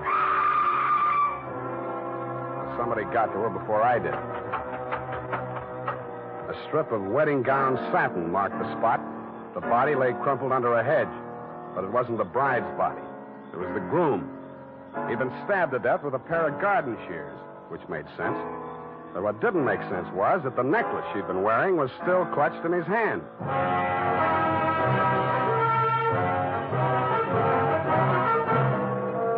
The makers of Wild Root Cream Oil are presenting the weekly Sunday adventure of Dashiell Hammett's famous private detective, Sam Spade.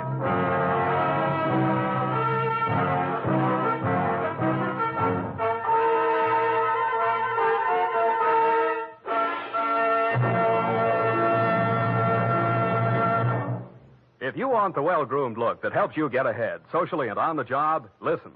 Recently, thousands of people from coast to coast who bought Wild Root Cream Oil for the first time were asked, how does Wild Root Cream Oil compare with the hair tonic you previously used? Better than 4 out of 5 who replied said they preferred Wild Root Cream Oil. And no wonder. Wild Root Cream Oil grooms the hair neatly and naturally, relieves annoying dryness, and removes loose dandruff. What's more, non-alcoholic Wild Root Cream Oil is the only leading hair tonic that contains soothing lanolin. So ask for Wild Root Cream Oil Hair Tonic. Again and again, the choice of men who put good grooming first. By the way, smart girls use Wild Root Cream Oil, too, and mothers say it's grand for training children's hair.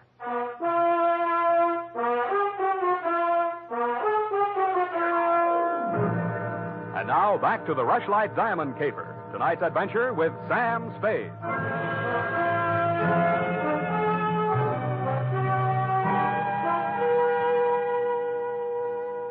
Number 21A Granite Court was teeming with motives and suspects. But the police were primarily interested in locating Lotta, the missing bride and widow of Ralph Rushlight. So was I. She looked like less work than the rest of you because if she had killed him, it was self-defense, if she knew enough English. By 10 in the a.m., when I checked in at my office, she was still successfully eluding the police dragnet. That was because nobody, including me, had thought of looking in my office. Wow. Good morning. Thank you. Is that all the English you know? Thank you. No. I want my necklace. The police have it. You go with me. Tell them who I am. Okay, but first I have to know who you are. Where you came from, what your connection with Colonel Bixby is. I am in Macassar being born. In Macassar? Dutch colony. Uh-huh. My father there 7 years ago dying is. When I 13 years old have arrived. I see. Colonel Bixby in San Francisco, the financial representative for my father was. I am adopted to him, not for a father, but so he takes care of my monies, which coming of age am I a rich Dutch woman. Uh-huh. But legally, he's your foster father. Yeah. Also legally, I'm the wife of Rushlight. I want my necklace. You married him for the necklace? Yeah. Why did he marry you? For one half of necklace and resell. But all everything to take he wishes. You and Ralph were going to divvy the take from the Rushlight diamond, you thought. Yeah. And what was the colonel going to get? Money from Mrs. Rushlight. Oh, no, wait, that doesn't make sense. Mrs. Rushlight stood to lose a small fortune by that marriage. Why should she pay the colonel to promote it? You the detective are. You said that. Where my necklace are. That I say. Yeah, well, look, I'm not as sure as I was. Wait just a minute. I'll check on it. Homicide, Lieutenant Dundee. Spade, Dundee. Oh, yes, Sam. What's new on the Rushlight caper? Oh, you know I can't talk about the case, Sam. Oh? I got a line on that girl. Oh? Where is she? You know I can't talk about that, Dundee. Oh, you can't you? Well, let's see if this doesn't change your mind. The necklace we found on Rushlight's body was a phony, a paste copy. Uh-huh. Does that make her guiltier than she was before? Well, now she's got a motive. Throws all our previous theories into a cocked hat. Now, where's the girl? She's in my office, Lieutenant dear. Come and get her. Thank you.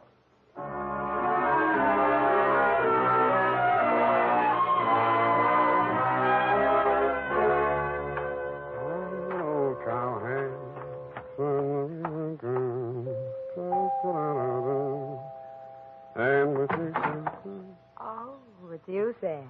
Back again? Yeah, do you mind? Well, that depends on who you came to see. You, sweetheart. Oh. But first, I'd like to talk to Mrs. Rushlight. Well, she can't see anyone. She's in a state of nervous collapse over Ralph's death. Oh, that's too bad. You seem to be holding up pretty well. Oh, I'm relieved. He's better off dead than married to that. Yeah. Rushlight Diamond's still unlucky, you know. What do you mean by that? I was just trying it on for size. Uh-huh. How does it fit? Yeah, but you and Mrs. Rushlight are about the same size. Her nerves getting any better? You're the doctor. If you want to see her, go ahead. She's up there. Thank you.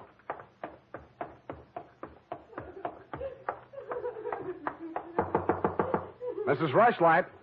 Go away, I live. I'm sorry to break in on you like this, but I haven't got much time. How dare you? Nancy! Try it, that girl. Mr. Spade, please, leave me alone with my grief. Funny thing, yesterday Nancy was carrying a torch for Ralph, and you were holding the torch to him.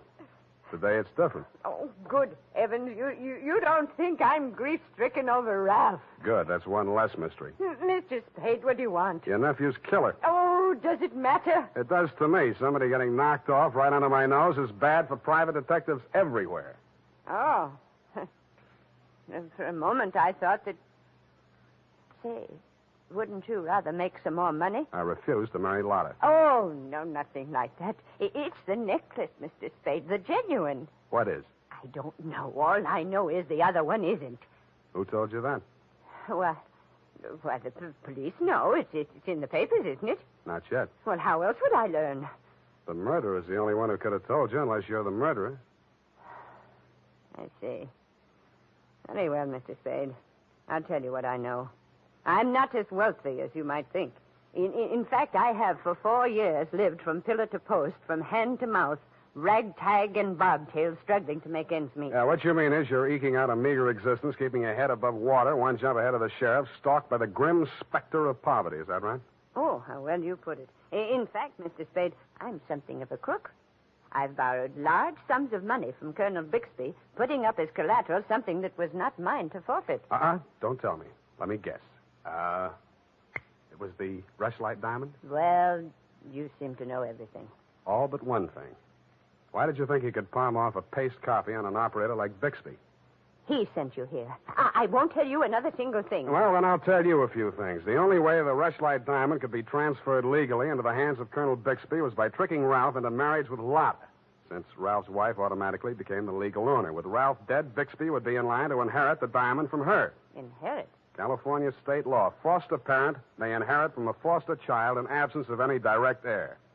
Well, then he planned. He'd kill her, too. Mr. Spade, we must stop him. She's safe for the time being. I had her thrown into the pokey. They can hold her 48 hours for questioning, but they can hold you longer. They can even hold you as an accessory before the fact. Why, I didn't know he was going to kill anyone. Lotta was just going to hand over $1 million diamond to Bixby out of the kindness of her heart? Oh, no. Lotta wanted to become an American citizen. Marriage is the quickest way.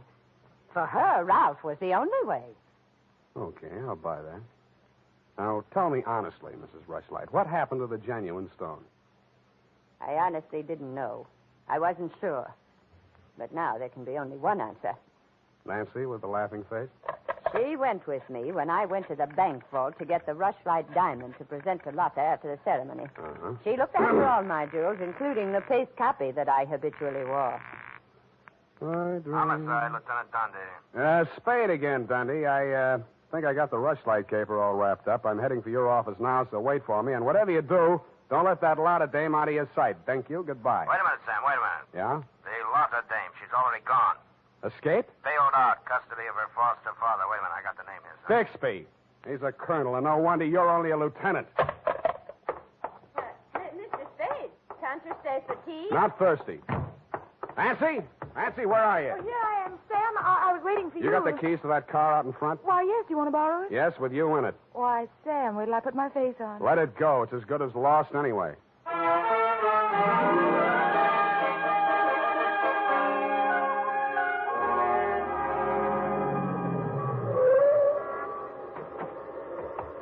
Come on. What is this place?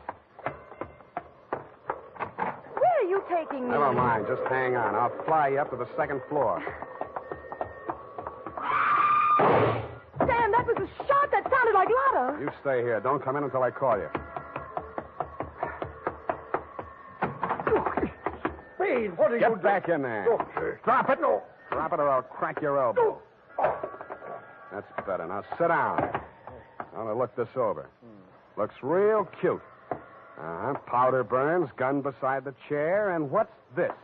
Well, a note in Dutch. It's a suicide note. She killed herself. I can almost believe that. You've handled this very well, considering the bad breaks you've had. Only one thing wrong.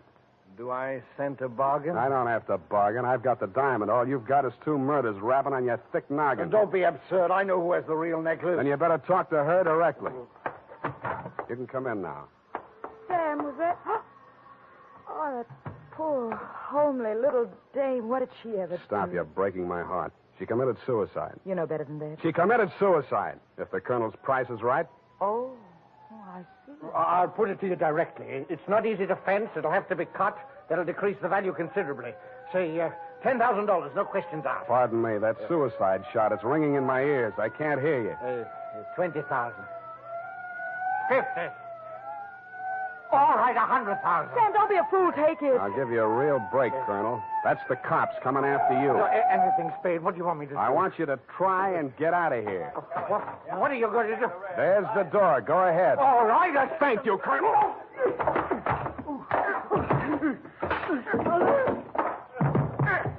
right, men, remember, he's desperate.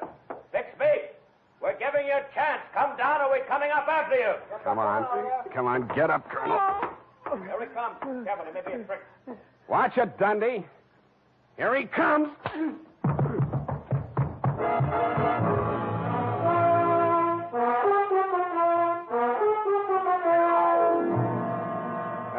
about Mrs. Rushlight is the crop. For a man that went down fighting, Colonel Bixby didn't need much persuading once they got him under the lights down at headquarters. He confessed to everything, and the murders weren't the worst of it, the way I figure. The worst of it was the cruel way he victimized the poor little ugly duckling, Lotta Van Eyck. It's tough enough to be whipped before you start. Period. End of report. My goodness, that was Louis Thrift Day.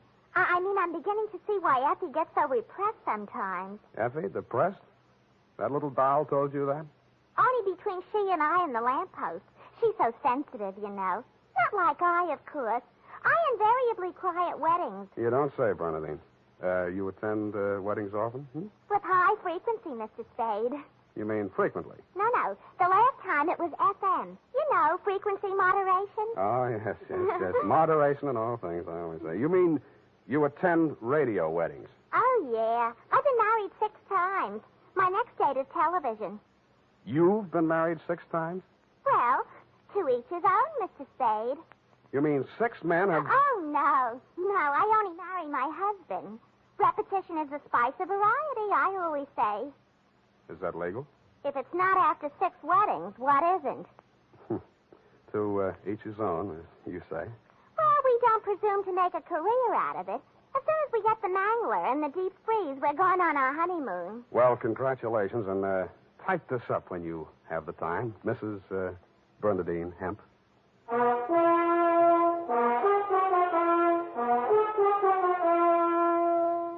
Every day, more and more men are turning to Wild Root Cream Oil for truly handsome hair. And that's not surprising, for what other leading hair tonic gives you these big advantages? It grooms the hair neatly and naturally, relieves dryness, removes loose dandruff. What's more, Wild Root Cream Oil is non-alcoholic and contains soothing lanolin. No wonder Wild Root Cream Oil is the favorite with so many millions of smart, particular men. Get Wild Root Cream Oil. Again and again, the choice of men who put good grooming first.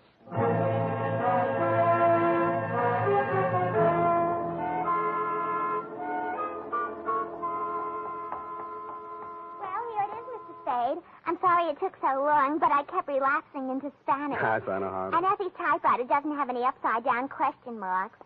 Upside down. Mm-hmm. Take a memo. Call typewriter man. I already have.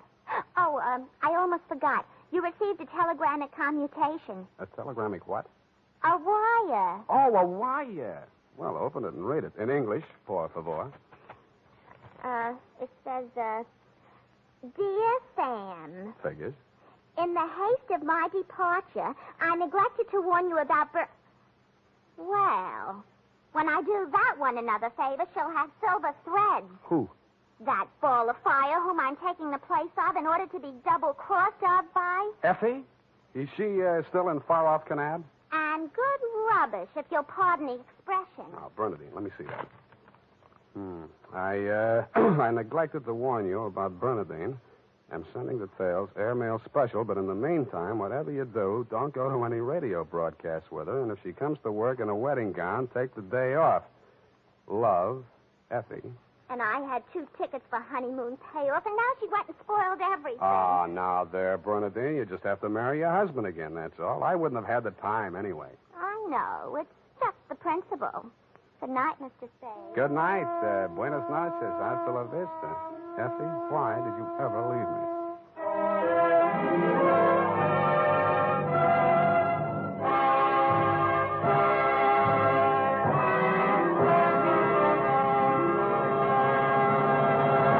The Adventures of Sam Spade, Dashiell Hammett's famous private detective, are produced and directed by William Spear. Sam Spade is played by Howard Duff.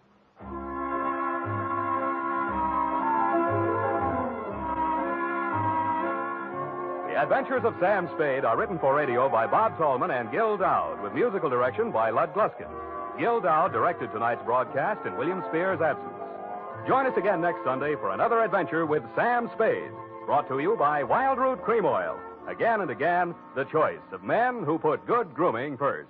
This is Dick Joy reminding you to get Wild Root Cream Oil, Charlie. It keeps your hair in trim.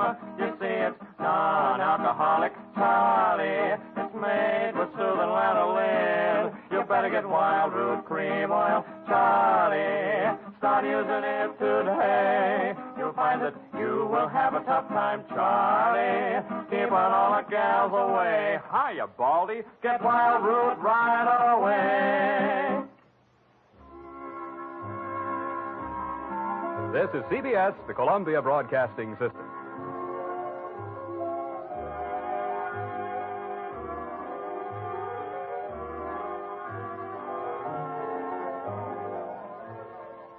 The Adventures of Sam Spade, Detective, brought to you by Wild Root Cream Oil Hair Tonic, the non-alcoholic hair tonic that contains lanolin.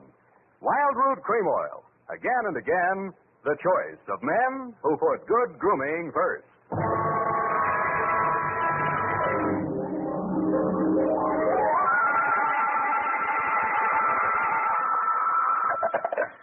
Sam Spade Detective Agency. Are you still there? I believe that interpolation is hardly rhetorical, Mr. Spade. To what have you been up, if you'll pardon the expression? And has that girl regained her facilities? I wouldn't know, but her faculties are as good as ever, if you'll pardon the expression. Mr. Spade, sometimes I think you're a regular philanthropist. Don't you mean philanderer? How much money did you make out of that case? Well, I broke even anyway. That's what I mean. You're a philanthropist. Well, you know best, Bernadine. By the way, was that man really murdered with the buzzsaw, or was that just publicity? He really was, Bernadine. Why? There just happened to be one lying around. Oh, I don't mean that. Why was he killed? For the Wheel of Life. Oh, You're not going to ask what that is? some curio, no doubt. Listen, Bernadine, the Wheel of Life is, oh, well. I suppose I don't have to tell you to stay where you are. Just sit quietly with your book in your hand, and I'll be right down to dictate my report on the Wheel of Life caper.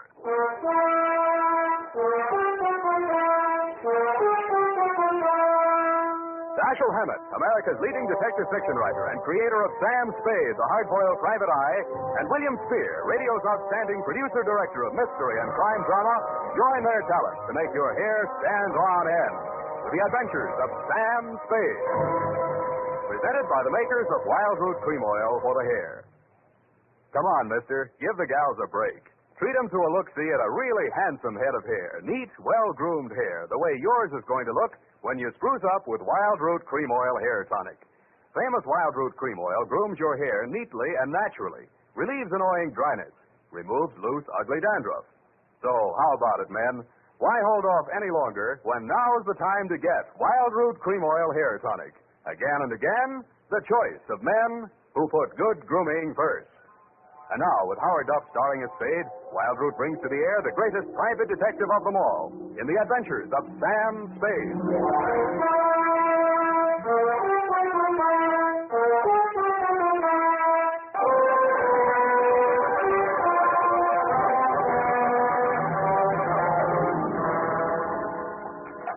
I went down to St. James and Infirmary to see my baby there. Ready, Bernadine, little flower? I'm way ahead of you. Keep it clean. No more than 3 erasures per page. Okie dokie? Doke. I mean date. Oh, I'd love to. July 11, 1948. To Detective Lieutenant Dundee, Homicide Detail, San Francisco Police. Subject, the Wheel of Life caper. Now, don't go away, Bernadine. I don't know why these things always have to happen to me. Under private detectives in the San Francisco Classified Directory, they're listed somewhere in the neighborhood of 60 agencies, several with large display ads. But somehow she managed to find me. It's all so strange, Mr. Spade. I hardly know where to begin. Well, the beginning is always a pretty good place to start, Miss O'Farrell. Yes, the beginning. It was like waking out of a nightmare you can't remember. Everything seemed out of proportion. Even the buildings along the street seemed to be leaning at a crazy angle. And then I realized I was traveling down a hill. I looked wildly around for something to help me get my bearings. There was a street sign, O'Farrell, stuck in my mind, so I gave it to your secretary when she asked for my name. Uh-huh. And what's your real name? I don't know. I don't know who I am, where I came from, or where I'm going. Mr. Spade, I'm so frightened. Now, wait a minute. A lot of people suffer from temporary loss of memory, and most of them recover it. But amnesia is a sickness, and I am not a doctor. Oh. And you won't even try to help me? Well, I can give you the name of a good head doctor right here in the building. There's also missing persons. Oh, but I'm not a missing person. I'm right here. Yeah, I mean, where you aren't, somebody might be missing you, n'est-ce pas? But the police. Oh, I'd rather not. I might be wanted for some crime. How do I know? You sure you want to find out? Oh, yes, I do. It's terrible not knowing. But I want to find out for myself. Can't you understand that? What do you think I can do for you? It might save my life. From what? Well, I'll try to tell you exactly how it happened. First, I looked at my watch. It was 3 minutes past 10. The cable car stopped at the corner and a man got on. I couldn't remember ever having seen him before, but then I couldn't remember anything. He sat down beside me and he caught hold of my arm. I tried to pull away. Well, you can see the marks, Ray. Yeah. Well, who was he? He acted as if I was. I think I know what you mean. Did you find out who he was? No, I was too frightened to speak. What did he say? He sort of growled it out of the side of his mouth, but it sounded as if he said, Lathrop wants to see you. Mm-hmm. You remember anybody named Lathrop? I can't remember anything before 3 minutes past 10 this morning. Well, let's go on with since then. The guy grabbed you, said somebody named Lathrop wanted to see you, and then what? I went into a panic. I managed to jerk away from him, and I jumped off the moving car, and then I looked in the classified section, and I found you. Why me? I don't know. The name, I guess. A spade to dig up my past. Please, Miss O'Farrell. Do you think I'm very silly? No, I think you're very beautiful. I wish you could remember whether you're married or not. Oh, no. Well, at least I have no wedding ring. What have you got? I mean, besides what's visible. Well, I couldn't find much of anything. I went over my clothing. There don't seem to be any marks of any kind. Oh. Well, you got any money? A little over $300. Let's have it. The purse, too. All right. Lipstick, aspirin, bobby pins, Kleenex. Nothing here. They couldn't have been bought in any drugstore. Powder. Hey, what kind of powder is it? Then there was this in my coat pocket. Match folder. Sailor's Rest Bar, Hotel Calcutta, 1100 Embarcadero. Little number written inside. 120. What's that, a room number? I don't know. My purse, you have to destroy it. Here's $10 of your own money. Buy a new one. Wow. Did you find something? Coin, Chinese bit. Good luck piece, probably sewn in by whoever made it, maybe in China. That ring any bells? No. No, I'm afraid not. Shoe. What? Your right shoe. Let's see it. Take it off. You aren't going to tear it up the way you did the purse, are you? Dust. Plaster dust. Is that a clue? I don't know, is it? I'm not a detective. Well, you are in this case, baby. If it doesn't mean anything to you, it doesn't mean anything.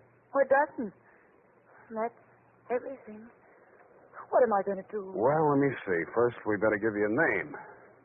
O'Farrell's all right. You look like, Lana would do, but no, that's in use. How about Poppy for forgetfulness? Poppy O'Farrell. That's a funny name. I think so. I think I like it. You do? I think I like you, too.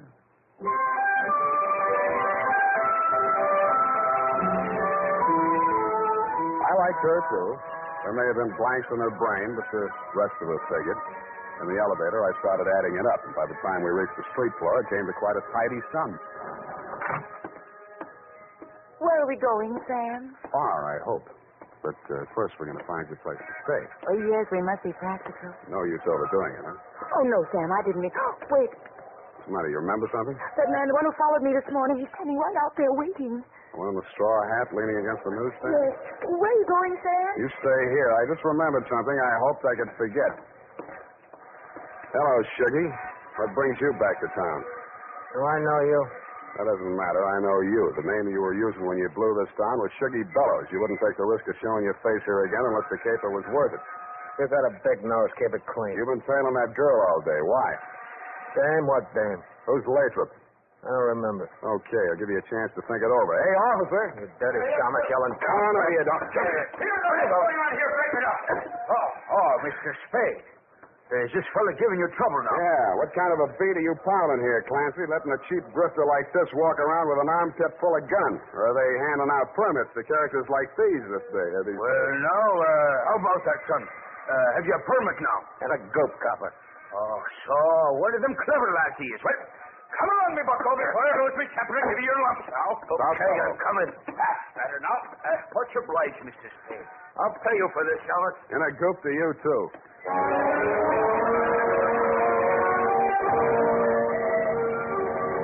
I was sure he would, but I was also sure that I wouldn't have to worry about him for the rest of the night. I checked Poppy O'Farrell in at the Belvedere, locked her in her room, and told Tiny Stover, the house dick, to keep an eye on her. When I left him, he was, and he seemed to be enjoying his work. Then I headed for the Embarcadero.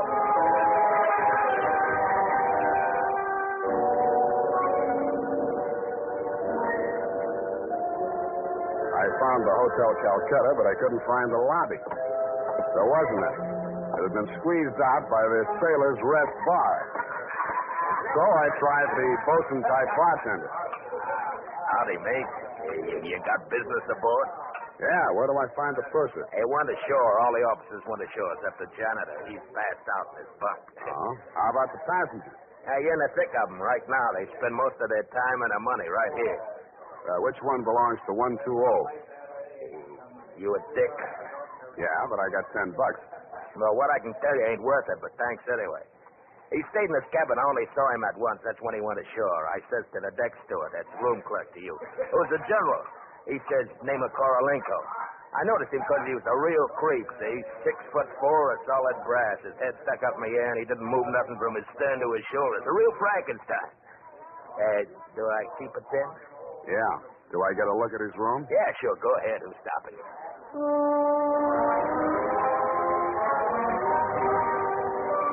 So I went. Nobody stopped me until I opened the door to 120. Then I stopped myself. It was an inside room with one small window and an air shaft. It looked as if a flurry of snow had blown in. The floor and the rest of the flat surfaces were sprinkled with a fine, dirty white powder. It wasn't snow, it was dust, plaster dust, like the stuff I found in Poppy's handbag and on her shoes. I shook the place down, not expecting to find anything. I didn't until I opened the wardrobe.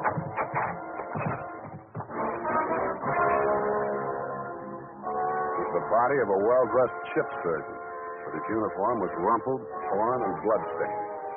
From the look of him, the throat had been cut. I wondered if Poppy would be able to jog her memory that far back. When I found the murder weapon, I hoped she couldn't. I really did. It was not a knife. It was not even a razor. It was an electric buzzsaw. That's for it.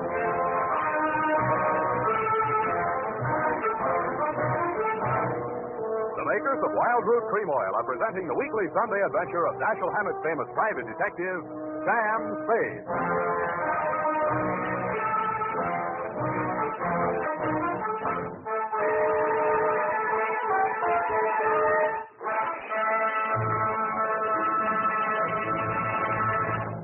If you want the well-groomed look that helps you get ahead socially and on the job, listen. Recently, thousands of people from coast to coast who bought Wild Root Cream Oil for the first time were asked, how does Wild Root Cream Oil compare with the hair tonic you previously used? Better than 4 out of 5 who replied said they preferred Wild Root Cream Oil. And no wonder. Wild Root Cream Oil grooms the hair neatly and naturally, relieves annoying dryness, and removes loose dandruff. What's more, non-alcoholic Wild Root Cream Oil is the only leading hair tonic that contains soothing lanolin. So ask for Wild Root Cream Oil Hair Tonic.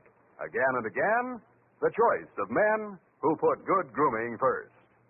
By the way, smart girls use Wild Root Cream Oil, too. And mothers say it's grand for training children's hair.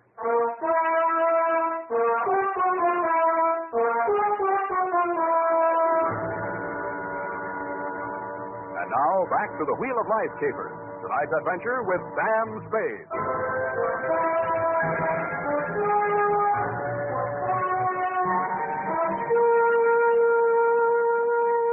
Times being what they are, I could use a little publicity. And so could you, Lieutenant Dundee, what with the elections coming up and you with no promotion all these years.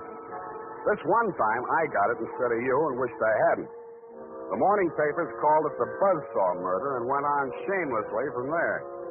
Horror killing related by Private Eye. Stan Slade, ex-Pinkerton man, mum on mystery woman. Elderly sleuth, dodges photographers, denies hotel visit, was in bed with apple and good book, says Peepers. There wasn't a word of truth in it, mainly because nobody could get at the facts.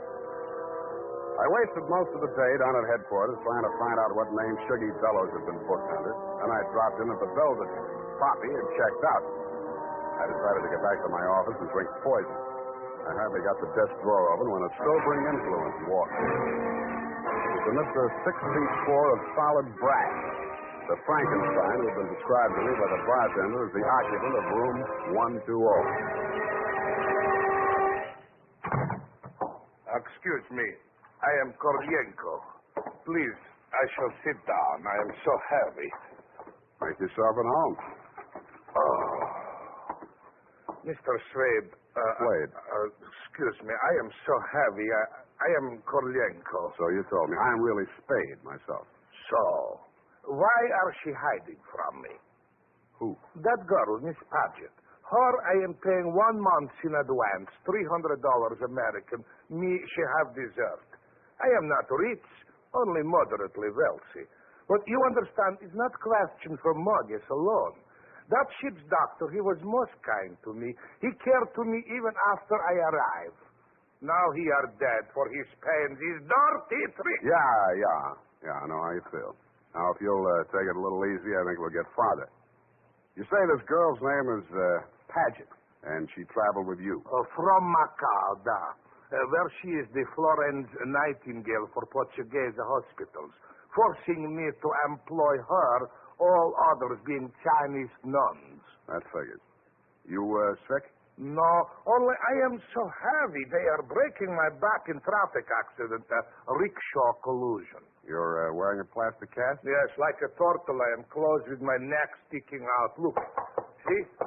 Now it is better as before. The ship's doctor trimmed the rough edges with buzzsaw. Buzz, buzz, buzz, I can walk. But it's like suit from armor, for which I alive. Look.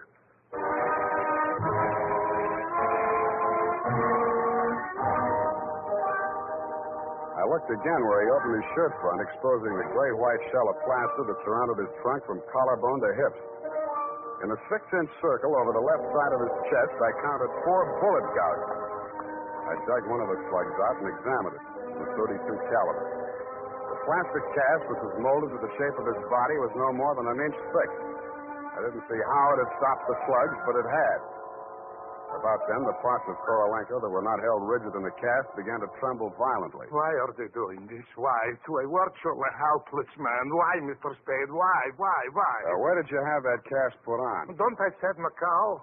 The Portuguese hospital there? The same. They are hanging me up with the neck and plastering me. Comes great pain, they put me to sleep from anesthetic. I are waking up in ambulance arriving at shipboard. Why you wish I should tell you my operation? More important things we should be discussing. I think so, too. I think Miss Paget and her friends had something they wanted to smuggle out of Macau and into San Francisco, and you're it. Oh, excuse me. I am not comprehensible. Look, I mean, while you were out with the anesthetic, they planted the goods, whatever they are, in or under your cast. Oh, that is why I am so heavy. The wheel. The what? The wheel. Look, I show you. He hauled a manila envelope out of his overcoat pocket and waved it in my face. I took it over to my desk and fished out the contents. It was a set of X-ray films. 3 of his spine, showing the fractures, 4 of the skull, 3 I couldn't figure out, and 1 of his rib cage, only something new had been added. In silhouette, it looked like the wheel off of a child's wagon. What is it, this wheel? What to do?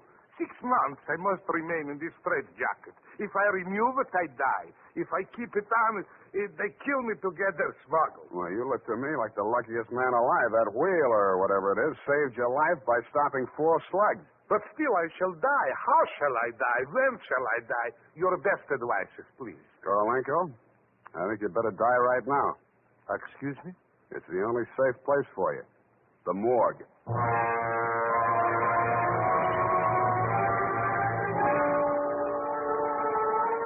I called my friend Maxie the morgue man, gave him pitch number 137596. He agreed to play along. An hour later, I stood on the curb, head bowed, hat in hand, as the morgue wagon drove away into the gathering mist. That station away, What do you want, Shuggy? I want to blast this gun straight through you, and I will if you give me any excuse at all. You sound like you mean that, Shuggy. You're getting smart, Shamus. I got going. Where to? Mr. Lathrop wants to see you.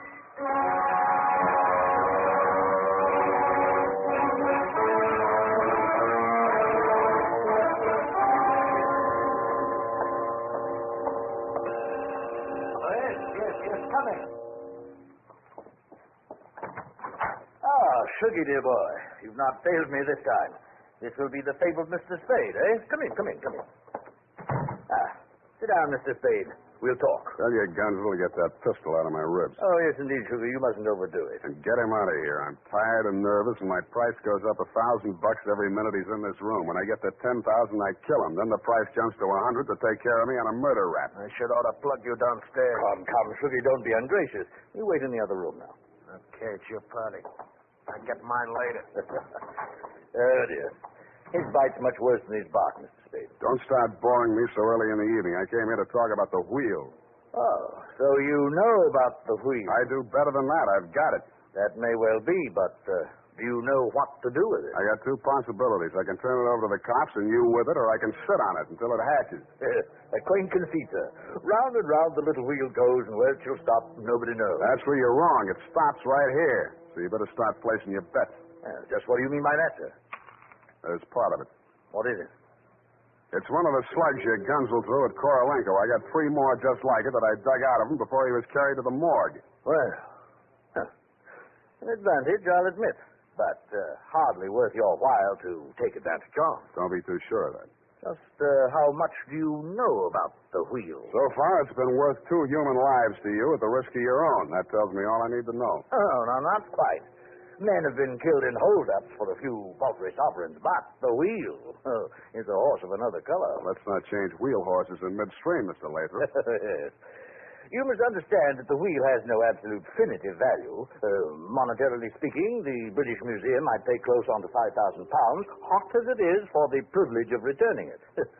Occidentals aren't the puka sahibs that they once were in the Orient. The theft of the wheel, if countenanced by the Western powers, would have most grave consequences. Most grave. Are you attending, sir? Wake me up when you get to the point. Well, the point, sir, is this. That little wheel of gold, is the wheel of life, which the Buddha himself is said to have received into his hands from paradise. Now, given such a relic, a few old Buddhist monks can set up a shrine which, even in the most miserable surroundings, can attract enough pilgrims to outgross Radio City, Madison Square Garden, and Miami Beach in season. To say nothing of Hialeah. Yes, quite. In short, we propose to act as booking agents for the wheel on a royalty basis with a percentage of the house. Mm-hmm. Why did you bring it to San Francisco? Oh, gad, sir. Were we to bargain in the Orient, we should be hacked to pieces in our beds. I'll settle for a lump sum and let you do the bargaining. Your price, sir? We can talk money later. First, I got to give the cops somebody for the doctor's murder and for Korolenko. Well, that ought not to be too difficult. When may I expect delivery? I'll check on it. I went out to St. James Infirmary. City morgue. Maxie, Sam Spade. Yeah, Sammy. Deal's okay. Send it up. The address is... Sam, wait. Yeah? Sam, you ain't here no more. What happened? Somebody claimed him. A girl. Said she's his daughter. What did he do? Went on playing dead like you told him to. Maxie, where did you send him? Avalon Mortuary, corner Lynch and Haight. Okay, by the way... Yes, Sammy? Maxie, put some clean sheets in that morgue wagon, size 16. I may be your next passenger.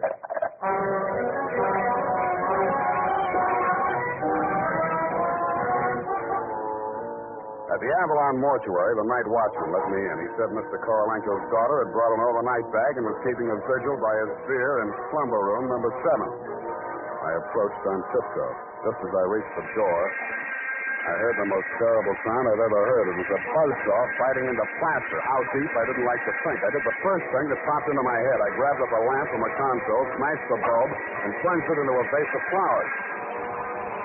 As luck would have it, slumber room number 7 was on the same fuse box. As luck would not have it, I was facing a desperate woman in the dark. I hugged the carpet while she emptied her gun. I hope she didn't have a spare. I forgot about the buzzsaw.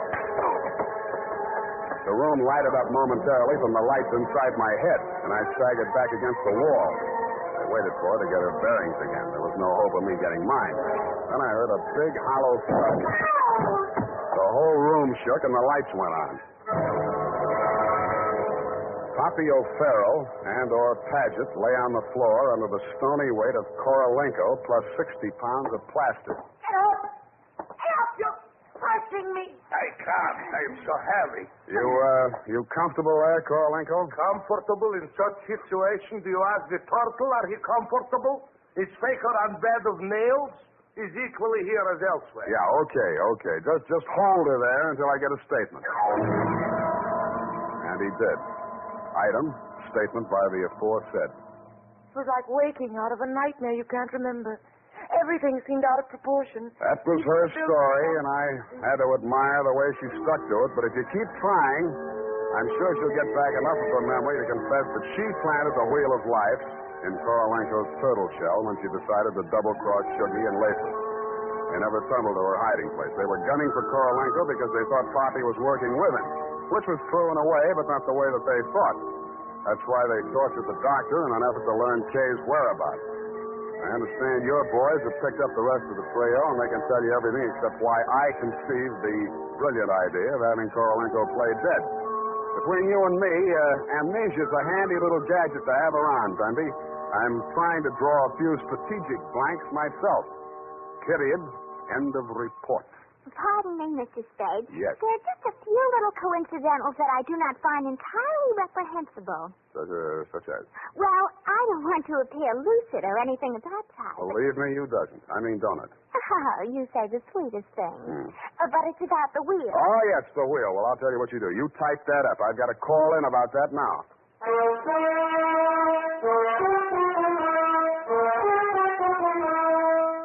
Tonight, when you're making out your must-do list for tomorrow, why not include a reminder to get Wild Root Cream Oil for the hair? Honestly, man, you'll be delighted with the neat, natural way Wild Root Cream Oil grooms your hair. The way it relieves that annoying dryness and removes loose, ugly dandruff.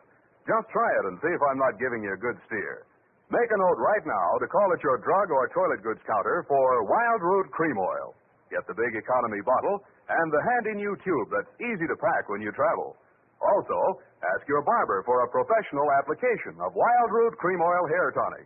Again and again, the choice of men who put good grooming first.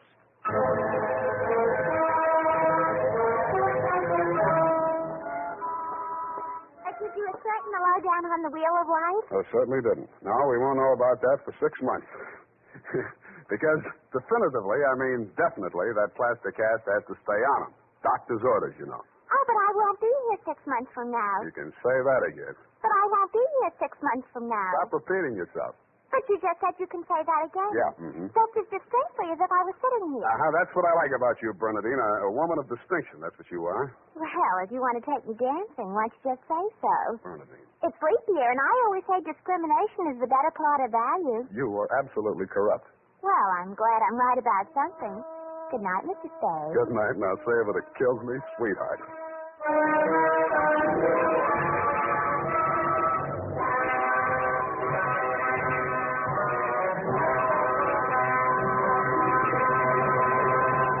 The Adventures of Sam Spade, Dashiell Hammett's famous private detective, are produced and directed by William Spear.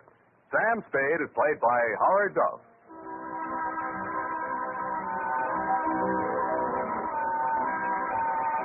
The Adventures of Sam Spade are written for radio by Bob Tallman and Gil Dowd, with musical direction by Lud Gluskin. Gil Dowd directed tonight's broadcast in William Spear's absence. Join us again next Sunday for another adventure with Sam Spade, brought to you by Wild Root Cream Oil. Again and again, the choice of men who put good